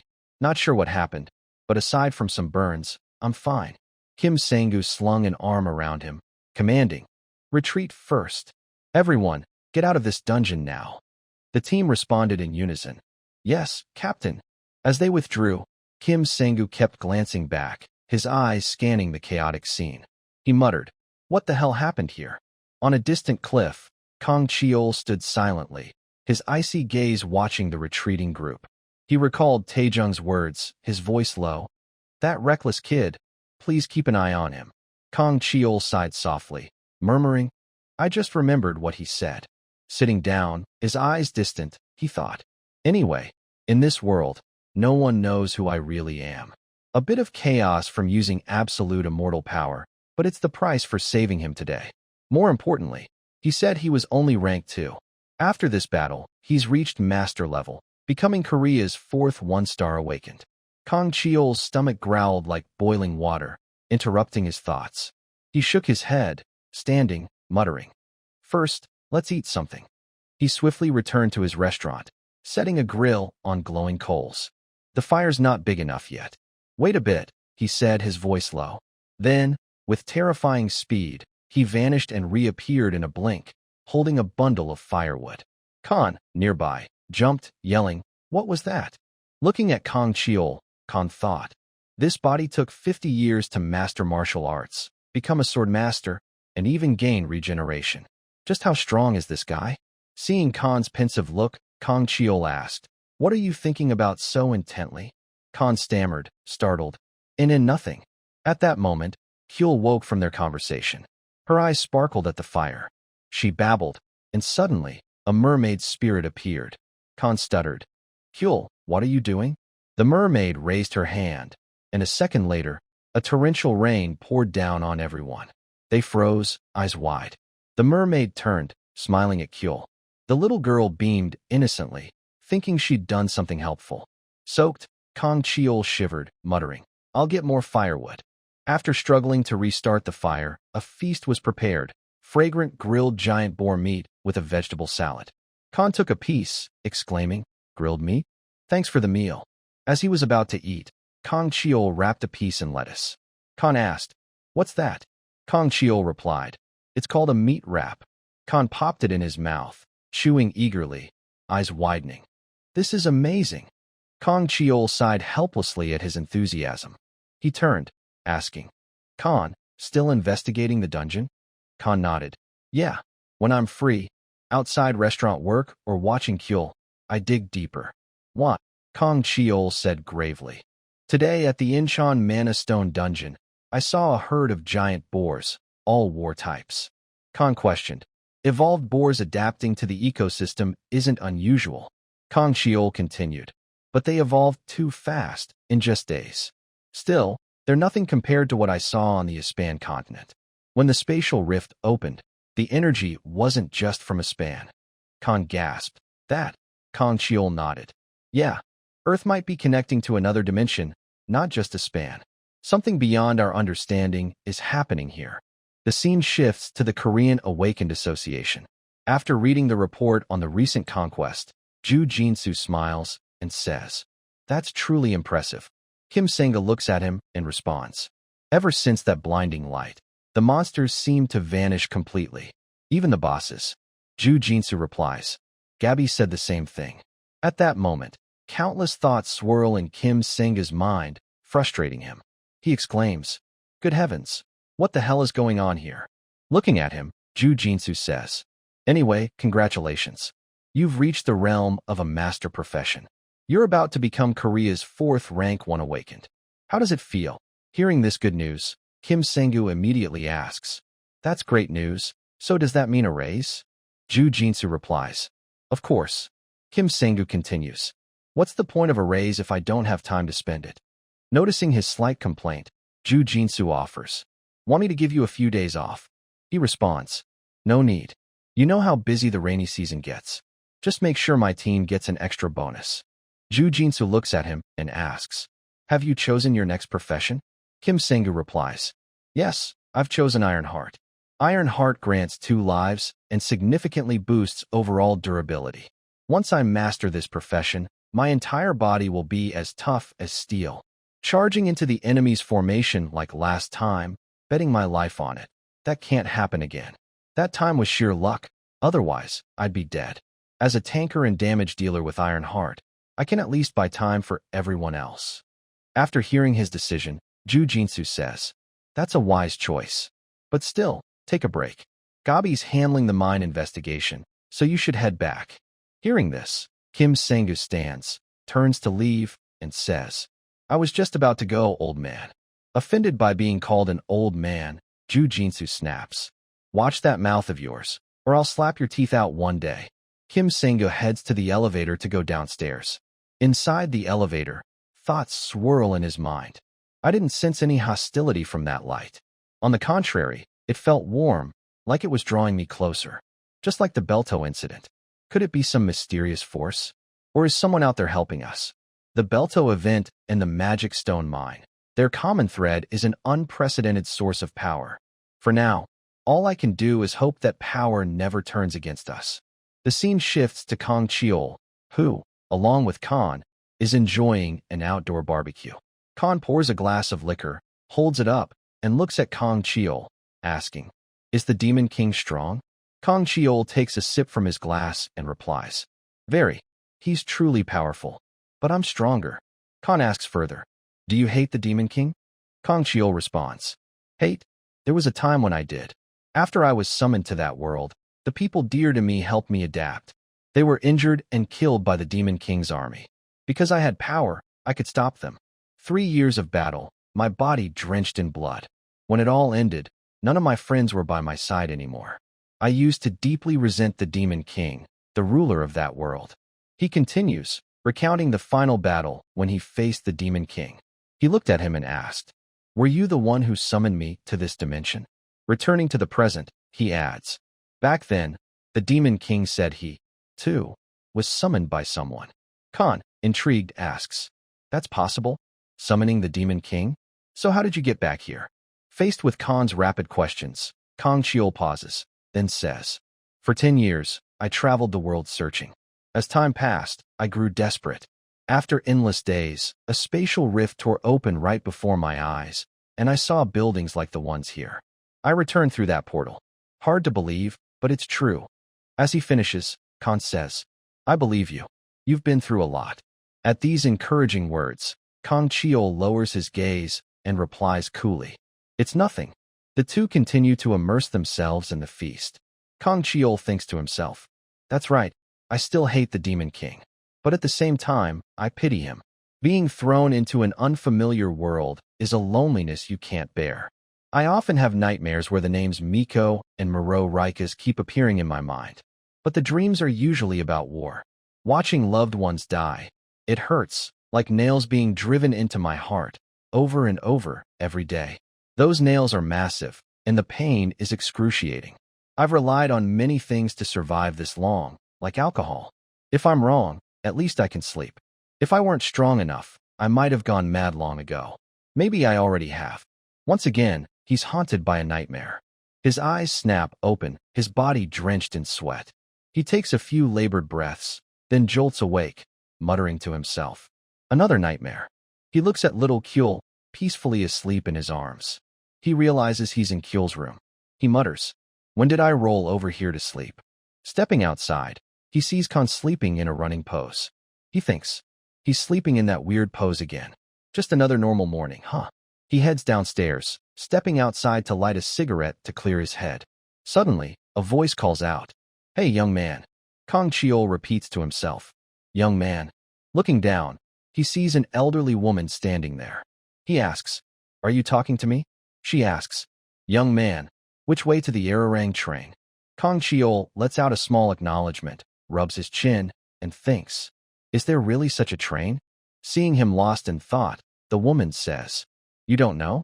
Oh dear, What am I supposed to do if no one knows? She turns to leave, muttering, oh my goodness. After the strange encounter, Kong Cheol returns to his restaurant, thinking, I've never seen that old lady around here before. And what's this Ararang train? Next time, I should ask for more details. He looks around the restaurant and mutters, maybe I should open up before it gets too late. The preparations are complete. The restaurant is spotless, with knives and cutting boards meticulously cleaned. The entire kitchen has been tidied by his own hands. As soon as he opens, a customer walks in, saying, Morning, boss. Kong Cheol greets back. Good morning. It's a familiar regular, Choi Jae-woo. He takes a seat and says, Nice weather today, huh? What's on the menu? Kong Cheol replies, I'm still preparing, so for now, I can only whip up some simple fried rice. Choi Jae-woo cheerfully responds, Perfect. Outside the window, a few raindrops start to hit the glass. Choi Jae-woo looks out and says, Looks like the rainy season's really starting. It's gonna be crazy busy today. Oh boy. Kong Cheol, focused on his cooking, pretends not to hear. He thinks, probably because of the help I gave this time. A few minutes later, he steps out and says, Fried rice is ready. Suddenly, Choi Jae-woo seems to remember something and says, Oh right. Lately, Grandma Ararang's been wandering around this area. Hearing the familiar name, Kong Cheol asks, Grandma Ararang? Choi Jae-woo, eating his fried rice, replies, You haven't heard? She's an old lady who collects cardboard around here, and her mental state's a bit unstable. Have you met her? Kong Cheol nods. Yeah, she stopped by the shop earlier, wearing a scarf even in the summer. She asked where the Ararang train was. Do you know what that is? Choi Jae-woo replies, Honestly, no one really knows. Life's gotten better these days, but it wasn't always like that. A lot of people lost loved ones, and some couldn't handle it. Best to just let things be. He stands up and says, I'm off. Kong Cheol calls out, Take care. After Choi Jae-woo leaves, Kong Cheol walks to the window, gazing at the rainy sky outside. Thoughts swirl in his mind. The world is in a state of change. No matter how much time passes, the truth of each person's life remains unchanged. The world today still bears the scars of the past. So, the customers who come by, including that old lady, must be living with their own wounds.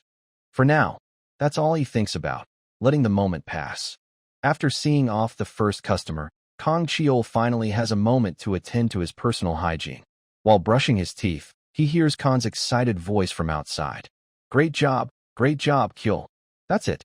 Kong Cheol steps out of the bathroom and looks at Kyul. Her entire body is glowing with vibrant green light, dazzlingly bright. Then, changes begin to manifest. Her hair grows longer, looking quite adorable. But both Kong Cheol and Khan let out a sigh. Failed again, another failure. Looking at the flustered Kyul below, Kong Cheol asks, Even shape-shifting requires some kind of trick. Khan replies, Yup, once you pull it off the first time, you won't forget how. It's just hard until you succeed that first time. Thinking about this, Kong Cheol strokes his chin and says, Maybe we should try putting some clothes on her. With that, he grabs a small shirt and puts it on Kyul. Though small, it easily covers her entire body. Looking at her, he thinks to himself, She's definitely big. Once she fully transforms, she'll probably look like a 5-year-old. As soon as he finishes speaking, Kyul lets out a few squeaks, her body trembling again as it continues to transform. Her arms twitch wildly, pulling her whole body along. Now, she's fully transformed into a 5-year-old girl, though her dragon tail remains intact. Seeing her complete transformation, Kong Cheol lets out a small gasp of amazement. Right after transforming, Kyul joyfully runs straight toward him, stammering, Papa, Papa. Her new form makes movement a bit awkward, but Kong Cheol quickly catches her. Seeing this, Kyul beams with joy, still calling out, Papa, Papa. Khan rushes over, scooping up his little sister, overjoyed. Kyul, you did it. It's still too early for her to wander out there, but she's transformed successfully. That's my little sister. Kong Cheol smiles from the side and says, Right, I should start preparing food. You, find some clothes that fit Kyul properly. Finding Kong Cheol's suggestion perfectly reasonable, Khan nods eagerly. You're right. Outside, the rain continues to pour. Kong Cheol heads downstairs, glances at the sky, and says, It's been raining nonstop. I've got some kingpin tenderloin left. Guess I'll make sweet and sour ribs. As he descends the stairs, his eyes catch sight of the old lady from before. She's here again. He approaches and greets her. Seeing him, she responds, "Hello, it's pouring out there. Can I stay here for a bit?" He nods in agreement. "Of course, come in and have some tea." At this warm invitation, she shakes her head and says, "No need. With this rain, I have to hurry and find it soon." Looking at her, Kang Cheol thinks to himself, "Strange, didn't she use a local dialect before?" He steps forward, hands her an umbrella, and says, "At least take this." Accepting the umbrella, she thanks him. "Good heavens, thank you," she adds. "I'll definitely bring this back. Oh, by the way, do you sell jajangmyeon here?" Kang Cheol repeats, "Jajangmyeon." He opens the door, steps into his restaurant, and continues, "I don't have the ingredients right now. Let me check." He glances outside. The old lady has already left without him noticing. Watching her fading figure, he mutters to himself, "That's odd." The rain continues to pour outside. Inside, the radio crackles to life. With this prolonged rain, be cautious of aquatic monsters during the rainy season, such as kelpies. Kelpies are typically low-level monsters, but during rain, they can rise to level 7. In the restaurant, a man slams his beer glass on the table, slurring in a drunken state. "Boss, how do I attract a woman?" This is none other than Kim Hun, who's been drinking regularly since his time with Gabby. Seeing his drunken state, thoughts cross Kang Cheol's mind. "Before I was summoned to that other world, all I thought about was dating a girlfriend." Kim Hun staggers to his feet, starting to pour his heart out. "Look, this is a secret. 2 years ago, a hidden boss appeared in a newly discovered dungeon. And back then, she saved me. My ideal type is a strong woman. A strong woman is so attractive. First off, how do I put it? Strong women are badass. They're beautiful." Hearing this, he laughs. "Haha, you too, huh, boss?" Kang Cheol's eyes soften as he thinks to himself, "I get you, because I was like that too. The strongest, kindest, most beautiful woman. That's Rika's, the name that haunts my dreams every night." Kim Hun continues, "Anyway, I fell for her back then. But she's sharp as a tack." He strokes his chin, sighs, and muses. "She's so captivating." Kang Cheol asks, "You mean the woman who was with you last time?" Kim Hun replies, "What? Oh, that one's more like a mom. I like women who treat me a bit rough. But she absolutely despises guys like me. If I cling to her one more time, it'll probably be my funeral. If she sees me now, she'd probably say she wants to tear me to pieces." His emotions surge, and he shouts, "I asked her who her ideal type is, and she said Kim Sang-gu. Is she serious?" Those two bicker and argue every single day. Contrary to his words, Kang Cheol thinks. Still, Kim Sang-gu's pretty likable. Right after speaking, Kim Hun quickly adds, "Look, this is top secret, got it?" Kang Cheol nods. "Got it." Kim Hun holds up his empty beer glass and says, "Boss, one more beer." The radio continues. Additionally, due to the prolonged rain, the restoration work on the resting tomb in northern Siademen is being urgently carried out. Please refrain from visiting during this time. This catches both their attention. Kang Cheol looks at Kim Hun and asks, "What's the resting tomb?" Kim Hun sighs and replies, "Oh, yeah, it's a cemetery for victims of the past. Back then, too many people died, and recovering bodies wasn't easy. So they cremated them and engraved their names, creating a shared cemetery." Nodding at the explanation, Kang Cheol hears the door open. Instinctively, he says, "Welcome." A stunningly beautiful woman steps inside. It's the rank 2 awakened Crescent Queen, Lee Yun-air. She looks at him, returns the greeting, and asks, "This place is..." Then she spots a familiar face and lets out a small gasp. Of course. She rushes over, grabs Kim Hun by the collar, pulls his face close, and snaps angrily, "Drinking again, you damn fool?" Faced with her furious expression, Kim Hun turns into a scared puppy, stammering, "Yun-air, what are you doing here?" She yanks his head back, interrogating him. "Stop messing around and come with me. Why do you keep sneaking out to drink at night and bother people?" Seeing her expression, Kim Hun becomes utterly smitten.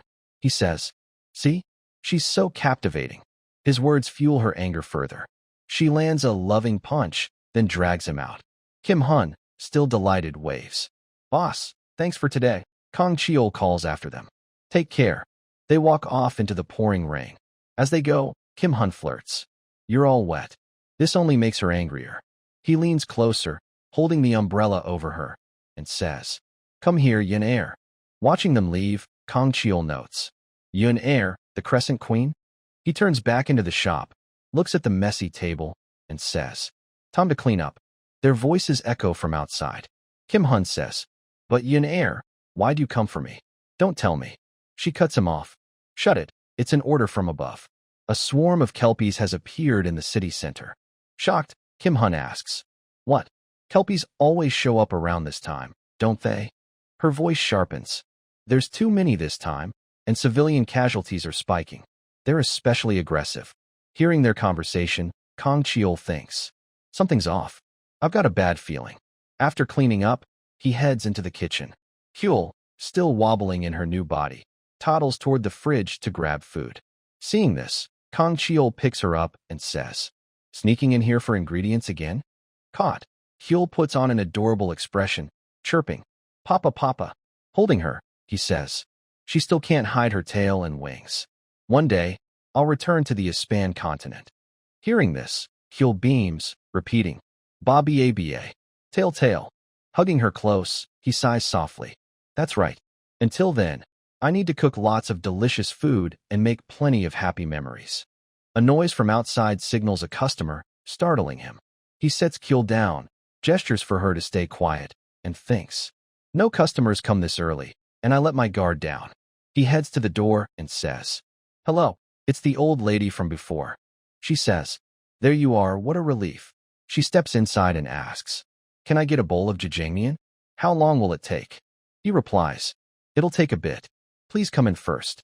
She urges, Oh dear, I'm in a hurry. Noticing a slight change in her voice, he glances at her, thinking, A local dialect? Her appearance is different from last time. Could it be? He uses his insight skill to check her information. The data appears. Disposition, good. Profession, none. Profession achievements, none. Abilities possessed, none. She's 100% a civilian, not an awakened. But the system sends an additional note. Ability, memory loss. Looking at the notification, he recalls something. Many people lost loved ones, and many couldn't cope mentally. Mental trauma can't even be healed by magic from another world. If it could, I wouldn't have nightmares anymore. There's no other way. I can only repay with good food. The ingredients for jajangmyeon he saved from last time are still there. The old lady, sitting outside, lets out a small gasp. Somehow, Kyul has slipped out and is standing in front of her. Looking at Kyul, she says, What is this? Kyul's sudden appearance puts Kang Cheol in an awkward spot. He's at a loss for how to handle this situation. Kang Cheol's expression darkens, and he quickly says, Sorry, this child is. But the old lady interrupts. Oh my, is that a puppy? Her words puzzle Kang Cheol. A puppy, she continues. Good heavens, so adorable. Looks just like my Bekgu. Then she turns to him and asks, What's its name? He replies, Her name is Kyul. Hearing the name, the old lady claps her hands in delight. Wonderful, it can even talk. At these glowing compliments, Kyul's face lights up with pride. From inside, Khan suddenly rushes out, looks outside, and shouts, Why is Kyul with a human? Is that okay? Kang Cheol glances at the old lady and Kyul playing together, then says, It's fine. Keep an eye out for other customers. He returns to his kitchen, deciding, Guess I'll make jajangmyeon. Back in the day, it was a common dish, available everywhere. But now it's hard to find since the ingredients are scarce. First, he needs black bean sauce, a type of fermented soybean paste made in Chinese or Japanese style, known as black bean sauce. These sauces are trickier and more labor-intensive to make than one might think. Next is the noodles. Some places sell fresh noodles, but since the customer's in a hurry, he'll use instant ones. When stir-frying the black bean sauce, it smells like a mix of charcoal and water. Once it turns glossy, it's done. While boiling the noodles, he adds the black bean sauce to the stir-fried starch, meat, and onions, then brings it to a boil. In just a few minutes, the kingpin meat jajangmyeon is ready. He carries the bowl out and says, Grandma, your jajangmyeon is ready. The old lady, still playing joyfully with Kyul, turns around and says, Oh my, I forgot. I need to take it to go. My grandchild's waiting, so I'm in a rush. Kong Cheol nods, understanding. Got it. Please wait a moment. He heads back to the kitchen, packs the food, and hands it to her. Bringing it out, he says, "Here you go." It's wrapped in plastic and packed in a bowl, so be careful not to break it. Please bring the bowl back next time. Holding the bowl, the old lady steps forward and says, "Thank you so much. Here's the payment for the jajangmyeon." Looking at the stack of 1,001 bills in his hand, he mutters, 1,001 bills, haven't seen those in a while. He and Kyul walk her to the door, seeing her off with, "Take care." After that, Grandma Ararang occasionally returns to buy jajangmyeon to take away. Each time, she says it's for someone different, sometimes her husband, sometimes her grandchild. But she never returns the bowls. Knowing it's not intentional, Kong Cheol quietly orders more. On his way back after one of her visits, he notices the resting tomb.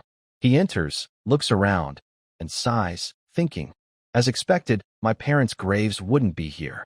A voice nearby says, "Oh dear, Grandma. What are we going to do if you keep doing this?" It's Grandma Ararang being addressed.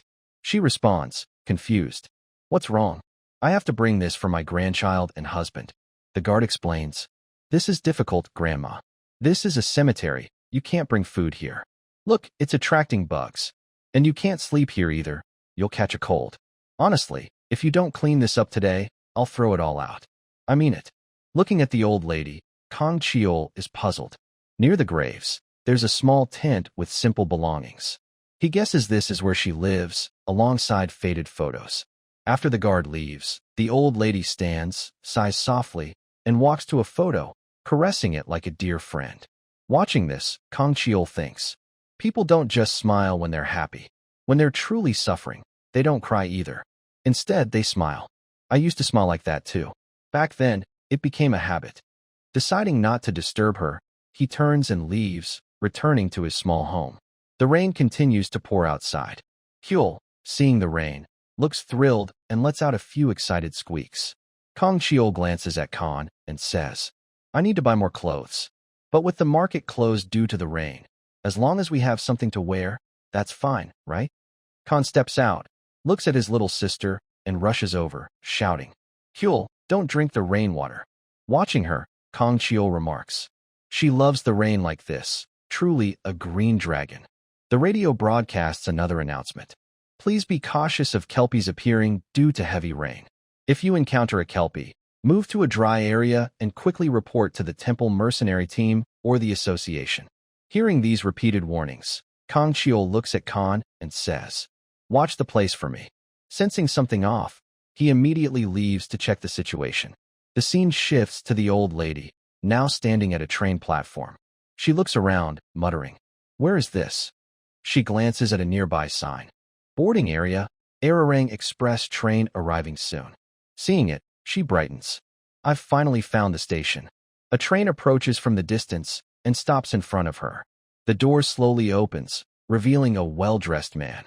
He extends a hand and says, "Come, let's go, Grandma." Seeing him, she chuckles. "Haha, no matter how nicely you dress, you can't hide that cow dung smell." From inside the train, a young boy runs out, calling, "Grandma." Seeing him, she says, "Junho, our little puppy." "Junho, why is your face?" But a thought interrupts her. Why can't I remember? At some point, memories fade. The world blurs like a faded photo. I can't recall. As always, it's like a black and white picture.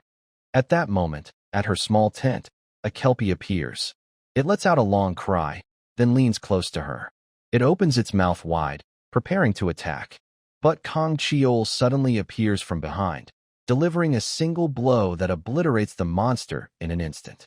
Looking at the old lady, he says, as expected, she must have seen something while eating the jajangmyeon. Good thing I got here in time. Suddenly, a loud voice calls from outside. "Hurry, Grandma Ararang is here." Hearing someone approach, Kong Cheol vanishes from the scene. He reappears high above, looking down. A guard and two knights arrive to assess the situation. One says, "I definitely saw a kelpie form here." Kim Sengu steps forward, holding a piece of low-grade magic stone, analyzing it. Based on this low-grade magic stone and the surrounding traces, a kelpie definitely formed here. If one can form from a puddle this small, It must be quite strong. He grips the magic stone tightly, thinking, another unknown source of power. He turns to the others and says, anyway, we need to get her out of here first.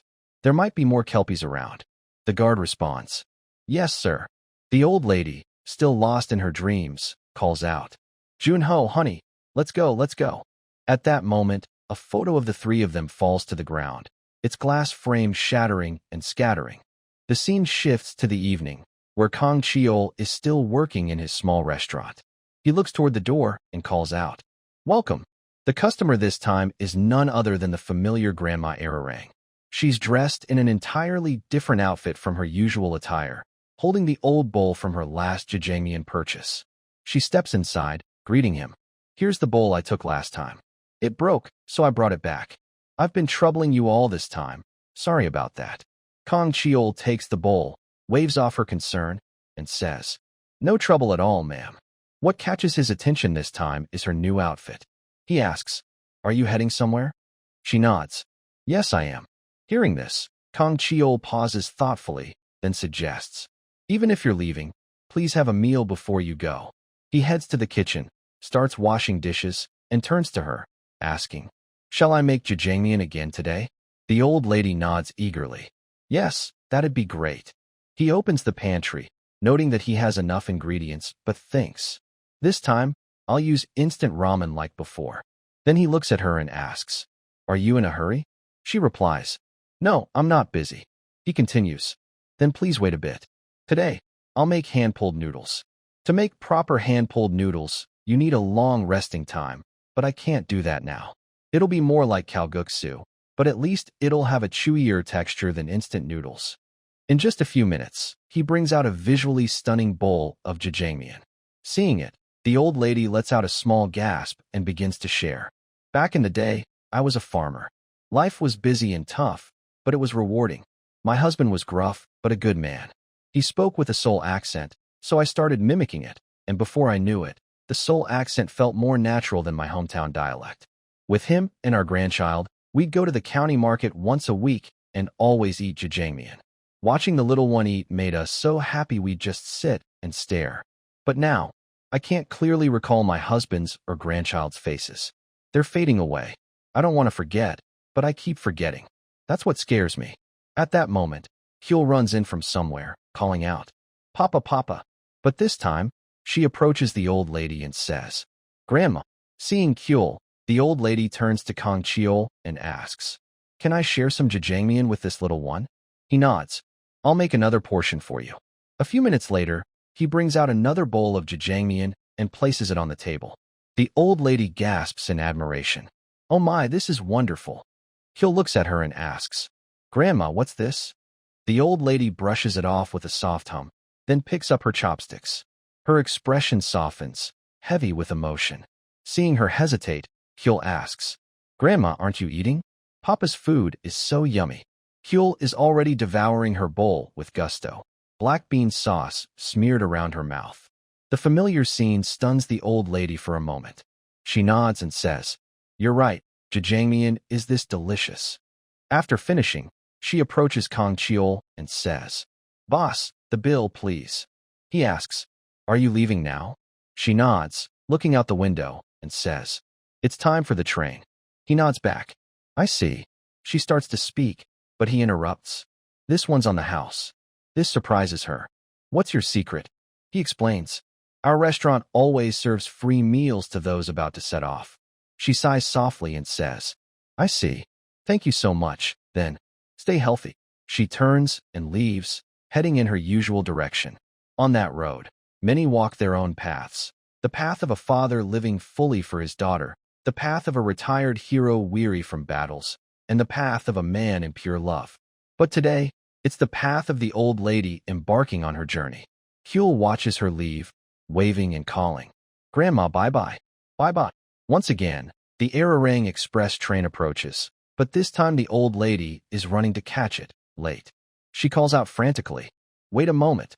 As she runs, she thinks, why am I chasing the train like this? After running a while, she stops to rest, still calling, please wait just a bit. From the train, a familiar voice calls out, Mom, Mom, It's the voices of her children and grandchildren, her eldest daughter, second son, and youngest child. Their faces grow clearer in her mind, weighing heavily on her heart. She remembers now, more vividly. The train door opens, and the well-dressed man steps out, saying, "Grandma, you've really had a hard time, haven't you?" He extends his hand, calling, "Let's go now." She reaches out, nodding, and replies, "Yes, let's go." The scene shifts back to reality, where the guard rushes to the old lady, calling urgently, "Grandma, Grandma." He gets closer, still calling, "Grandma, please wake up." Sensing something, his eyes well up with tears. He says, "You kept asking about the Arirang Express, and now you've boarded it and gone." He glances at the bowl of jajangmyeon placed by the gravestone, wondering, did someone come and go? No one can hold back someone determined to leave. He thinks, I could have extended her life. For me, that's easy now. But sometimes, living is cruel. Like now, the scene shifts to Zenkark's Seoul office, where Kim Sang-gu is studying recent unusual incidents. Propping his chin, he thinks, something's going on. Someone in Seoul is causing these strange events. Silent, mystical, full of mystery, but without malice. Wait, could it be? A name flashes in his mind. Jaeger, who disappeared during the massive monster invasion 10 years ago. Has he returned? But he quickly dismisses the thought. No, I saw him dive into a spatial rift with a boss-level monster about to self-destruct. In that final battle, he saved countless lives. Of course, Jaeger is still counted as one of Korea's 3 living Rank 1 awakened. But the association knows he can't return. Or could the association have a Rank 0 awakened? Countless theories flood his mind, making his head feel like it's exploding. He sweeps the papers off his desk, sighing in frustration. Arg, I don't know anymore. Since the Magic Stone Mine incident, high-level monsters have been flooding out of dungeons, as if heralding a major invasion. Covering his face, he thinks helplessly. Why are there so many things to worry about? He glances at the stack of files beside him and says, let's deal with the urgent matter first. The most pressing issue is him, the younger brother of Jaeger, the Rank 1 awakened, Ryu Shin. The scene transitions to the Korean Awakened Association. Inside, the secretary approaches Ju Jinsu and says, these are the graduates for this term. Looking at the documents on the table, Ju Jinsu speaks up. So, you're saying these graduates are the triple rookies, correct? The graduates from Cypher Academy in the first quarter of this year are all exceptional. Among them, a particularly outstanding trio is dubbed the triple rookies. The first is a Rank 3 awakened, healing class, Kim Mi-jin. She has a high chance of being promoted to Rank 2. This year, she's 17 years old, and her desired area is Sea Demon. So her father must be part of Kim Sang-gu's team, right? She's the daughter of Sixon. However, Zenkark, who oversees Sea Demon, already has a healing class awakened. It's a pity, but it would be better to send her to Gentleman in Seocho. The secretary responds, yes, understood.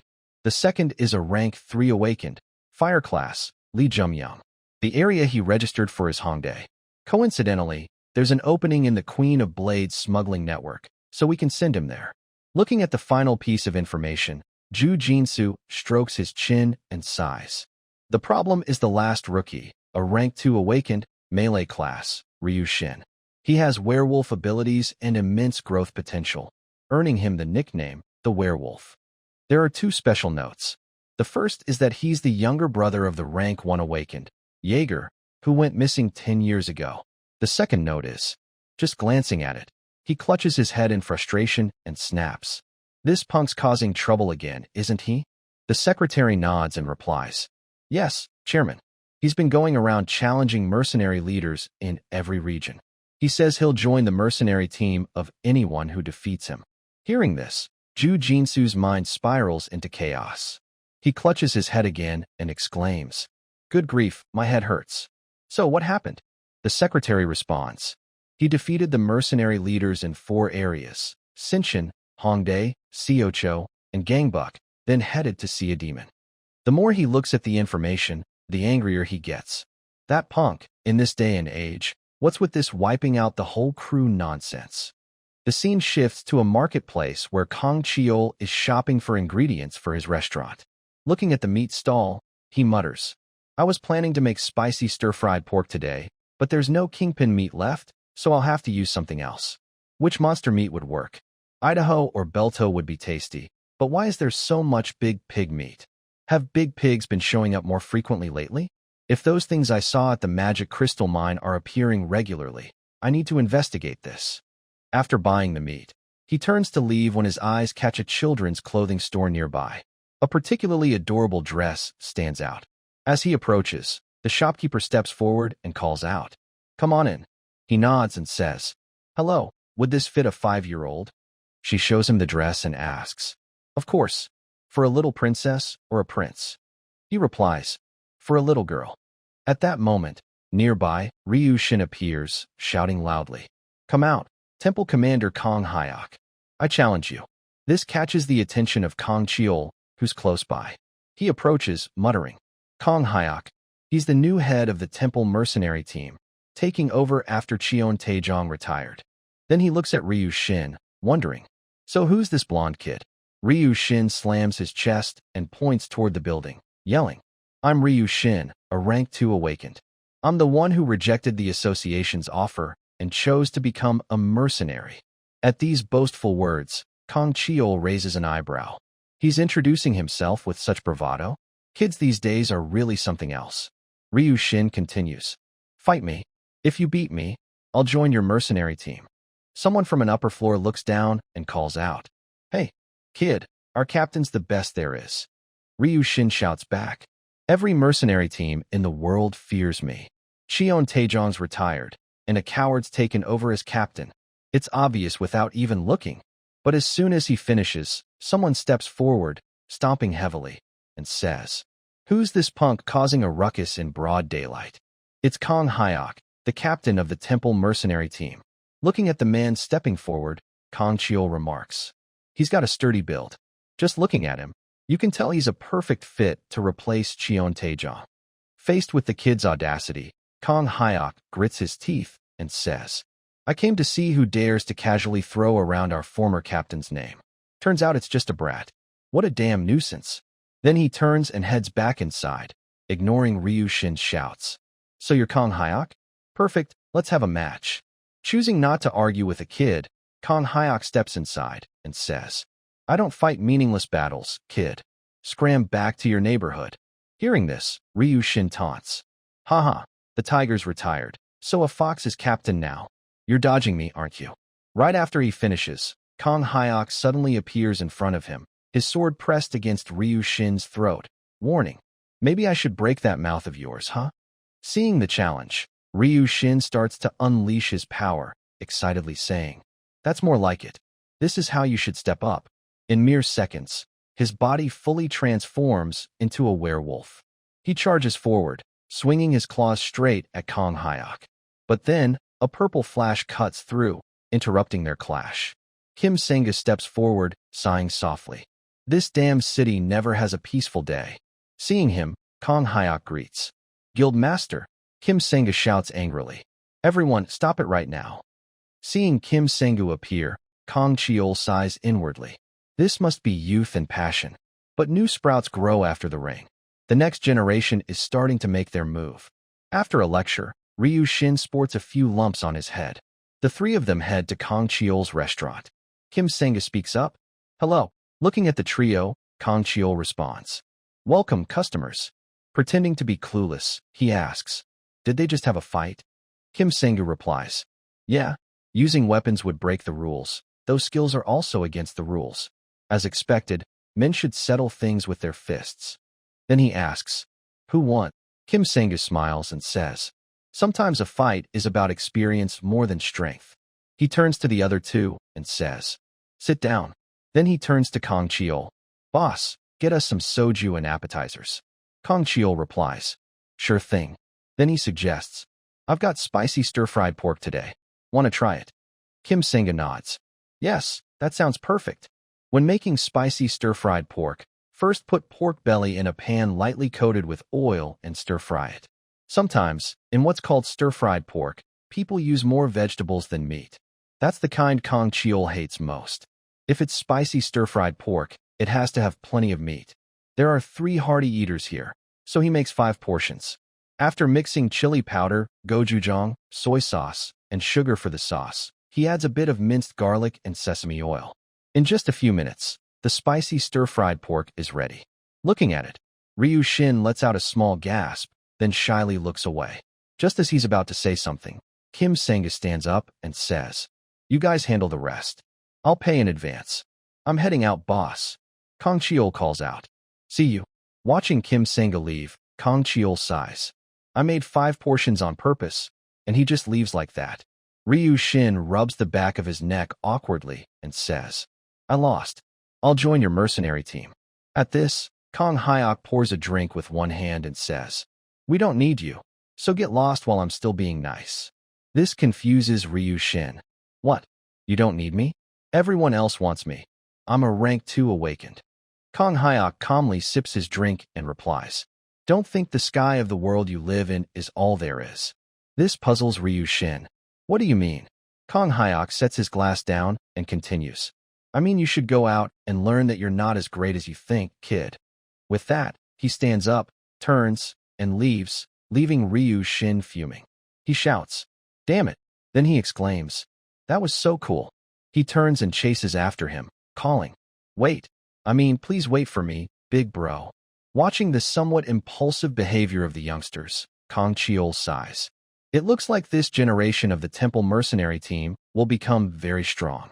The problem is, the stronger they get, the stronger their enemies will become. The frequency of dungeon appearances has definitely increased. I need to investigate this more thoroughly and pay closer attention. Then he looks at the plate of food on the table. I made 5 portions, and no one even touched it? What a shame. The next morning, little Kyul is the first to wake up. She stretches with a small yawn. As soon as she's up, she recalls what Khan told her before bed. After you wake up, you have to wash your face. Nodding to herself, she summons the mermaid spirit and makes a request. Instantly, her body is enveloped in cool blue water. It swirls around her a few times before disappearing.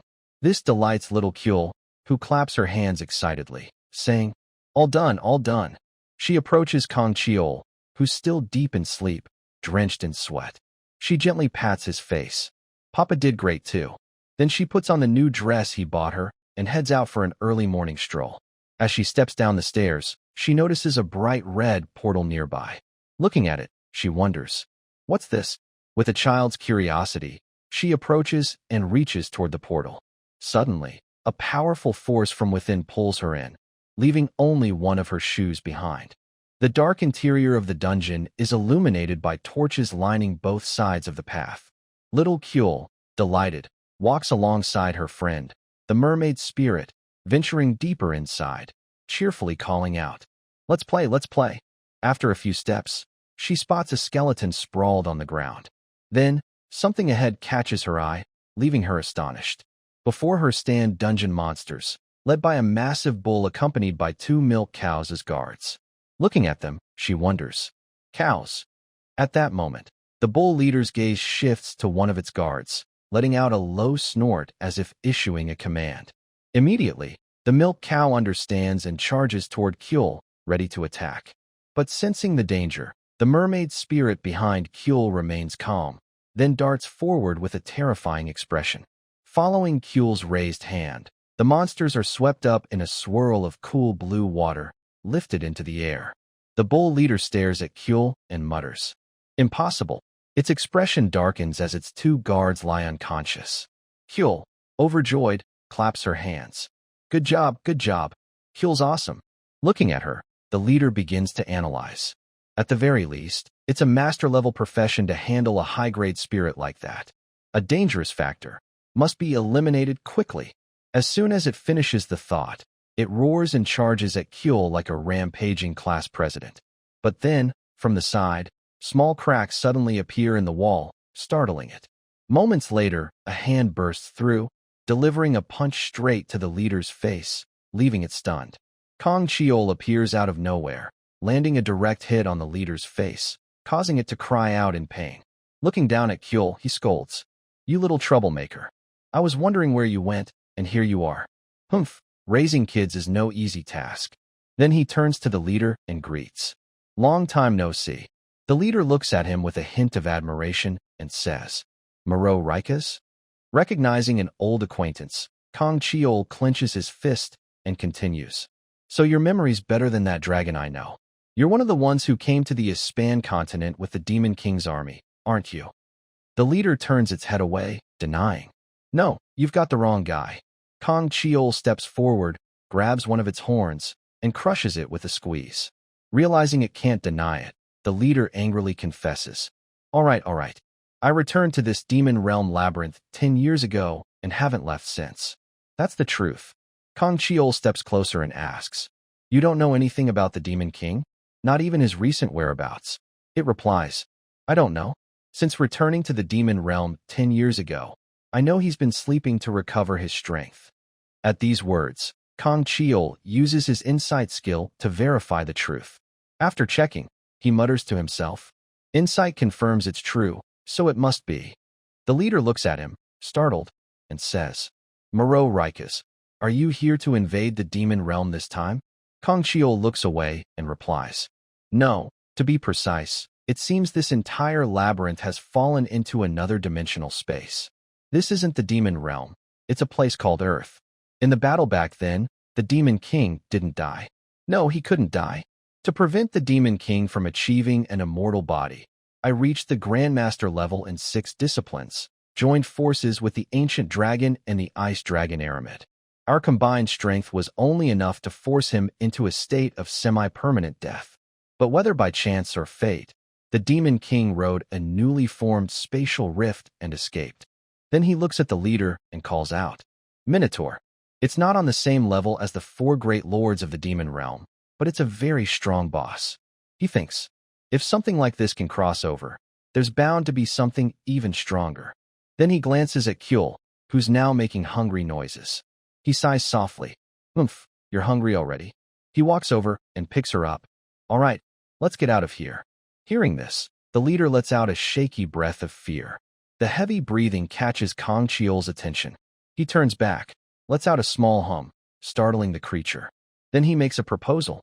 "I have a job for you." The scene shifts outside, where Kang Cheol is preparing breakfast. Smelling the aroma, Kang steps out and compliments. "That meat smells amazing. What are you cooking today, Kang Cheol?"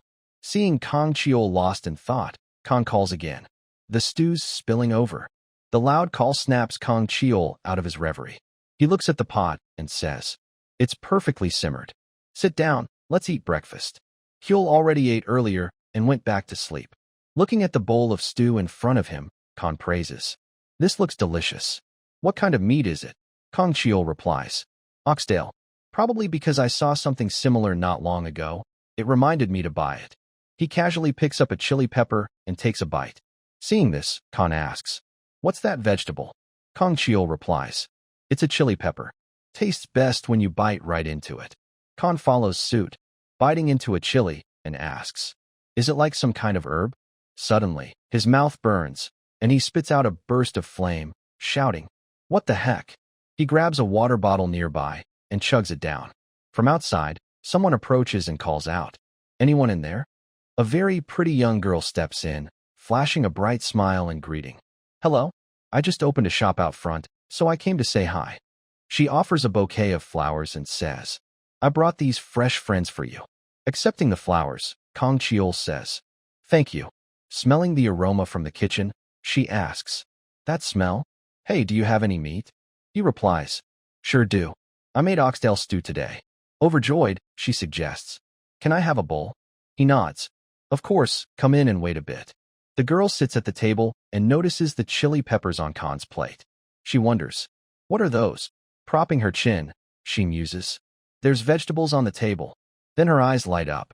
Instantly, the 2 chili peppers on the plate twitch, startling Khan. Even Kang Cheol is surprised as an onion in the kitchen begins to move strangely. Within seconds, the vegetables seem to come alive, moving around the kitchen. Seeing this, the girl lets out a delighted gasp. Kang Cheol glances at her, using his insight skill to analyze. A plant class awakened. The system sends a notification. Mood, fearful. Class, plant. Achievement level, mid-tier. Skill resistance, mid-tier achieved. This is a rare skill, capable of making surrounding plants grow rapidly or move. On the Ispan continent, a plant class awakened mastered plant regeneration, creating a field of rose vines from just 10 roses, strong enough to halt the demon realm's army. It's a fairly powerful class. Kong Cheol steps forward and says to the girl, "So, you're an awakened. Quite a hassle." Hearing this, she shyly responds, "I'm sorry. I guess I just feel guilty eating things like vegetables." He picks up an angry onion and says, "I've often seen the opposite case, but a customer like you is a first." From outside, Li Bahi walks in, cheerfully saying, "Hey, give me a salad." Kong Cheol looks at her and replies, "Welcome." Li Bahi glances at the girl, pauses for a moment, and says, "Aren't you the flower girl from the gentleman team?" Hearing flower girl, Kong Cheol is puzzled. The girl covers her face, embarrassed. "I'm not some flower girl, haha." Li Bahi teases, "But you are the flower girl. Though, you're with the gentleman team in Siocho, why are you here?" The girl trembles with embarrassment and says, "Well, that's..." Then she bursts into tears. "I know. I made a huge mistake in a dungeon that appeared recently." Li Bahi asks, "What mistake?" She begins to explain. "It was a dungeon full of plant class monsters. I couldn't bring myself to kill them, so I ran away. And our tank, my older brother, got injured. Not near death, but..." Before she can finish, Li Bahi interrupts. "You owned up to your mistake and reflected on it. That's what a protector team should do. So you ran away and opened a flower shop at the end of that alley? Have you apologized yet?" The girl explains, "That place is actually my home. This is my hometown." Li Bahi comforts her. "Running away won't solve anything, flower girl." The girl shyly responds, "You're right. I should apologize before leaving, shouldn't I?" She turns to Kong Cheol and says, "Hey, I'd like to settle the bill." Seeing her about to leave, he says, "In that case, if you have any seeds for farming, could you pay me with those later?" The girl asks, "Is that okay? Then I'll pick out the best seeds and come back."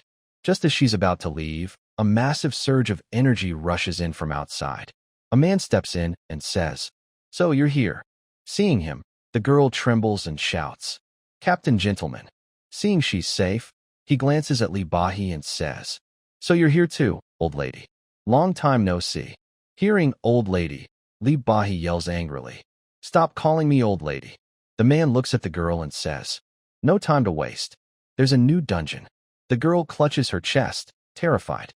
He continues, "Want to retire? If so, submit an official resignation, and I'll accept it." She explains, "No, it's not that. I'm useless, always causing trouble," and he steps forward, puts a hand on her shoulder, and comforts her. "Everyone makes mistakes. Me, you, even her. If you acknowledge it and grow from it, that's enough." Hearing her again, Li Bahi shouts, "Hey, I'm not an old lady. I'm a big sister." The man throws an arm around the girl, lifting her under his arm, and says, "Let's go, flower girl. No time to hesitate." She responds, embarrassed, "Captain, that nickname is enough already." As he reaches the door, he turns to Kong Cheol and asks, "You're the owner here?" Kong Cheol replies, "Yes." He continues, "Kim Senga talks about this place a lot. Says it's a great spot. Next time, I'll come as a customer." Kong Cheol thanks him, thinking, "Good thing gentleman has a positive impression of this place." The man glances at Li Bahi and says, "She'll cover the bill." Then he turns to leave. "Come on, flower girl, let's go." She replies, "Yes." Watching them leave, Li Bahi sighs. "I'm exhausted, so exhausted." She glances into the kitchen and notices Khan peeking out, catching her attention. She asks, "Why is he acting like that?" Caught, Khan steps back, stammering, No. Yes, yes." After finishing her salad, she stands up, smiling. "I should get going too. I'll leave the payment here." Watching her leave, Kong Cheol calls out, "See you." Then he looks at Khan and asks, "What's up?" Khan, staring after her, shyly says, "She's so cool." Recalling her words, "Running away won't solve anything," he mutters. "It won't. It won't." His face turns red, and he declares, "I think I'm in love with her." This statement leaves Kong Cheol stunned for 5 seconds before he asks, "Since when?" Khan, embarrassed, replies, "Well, just now."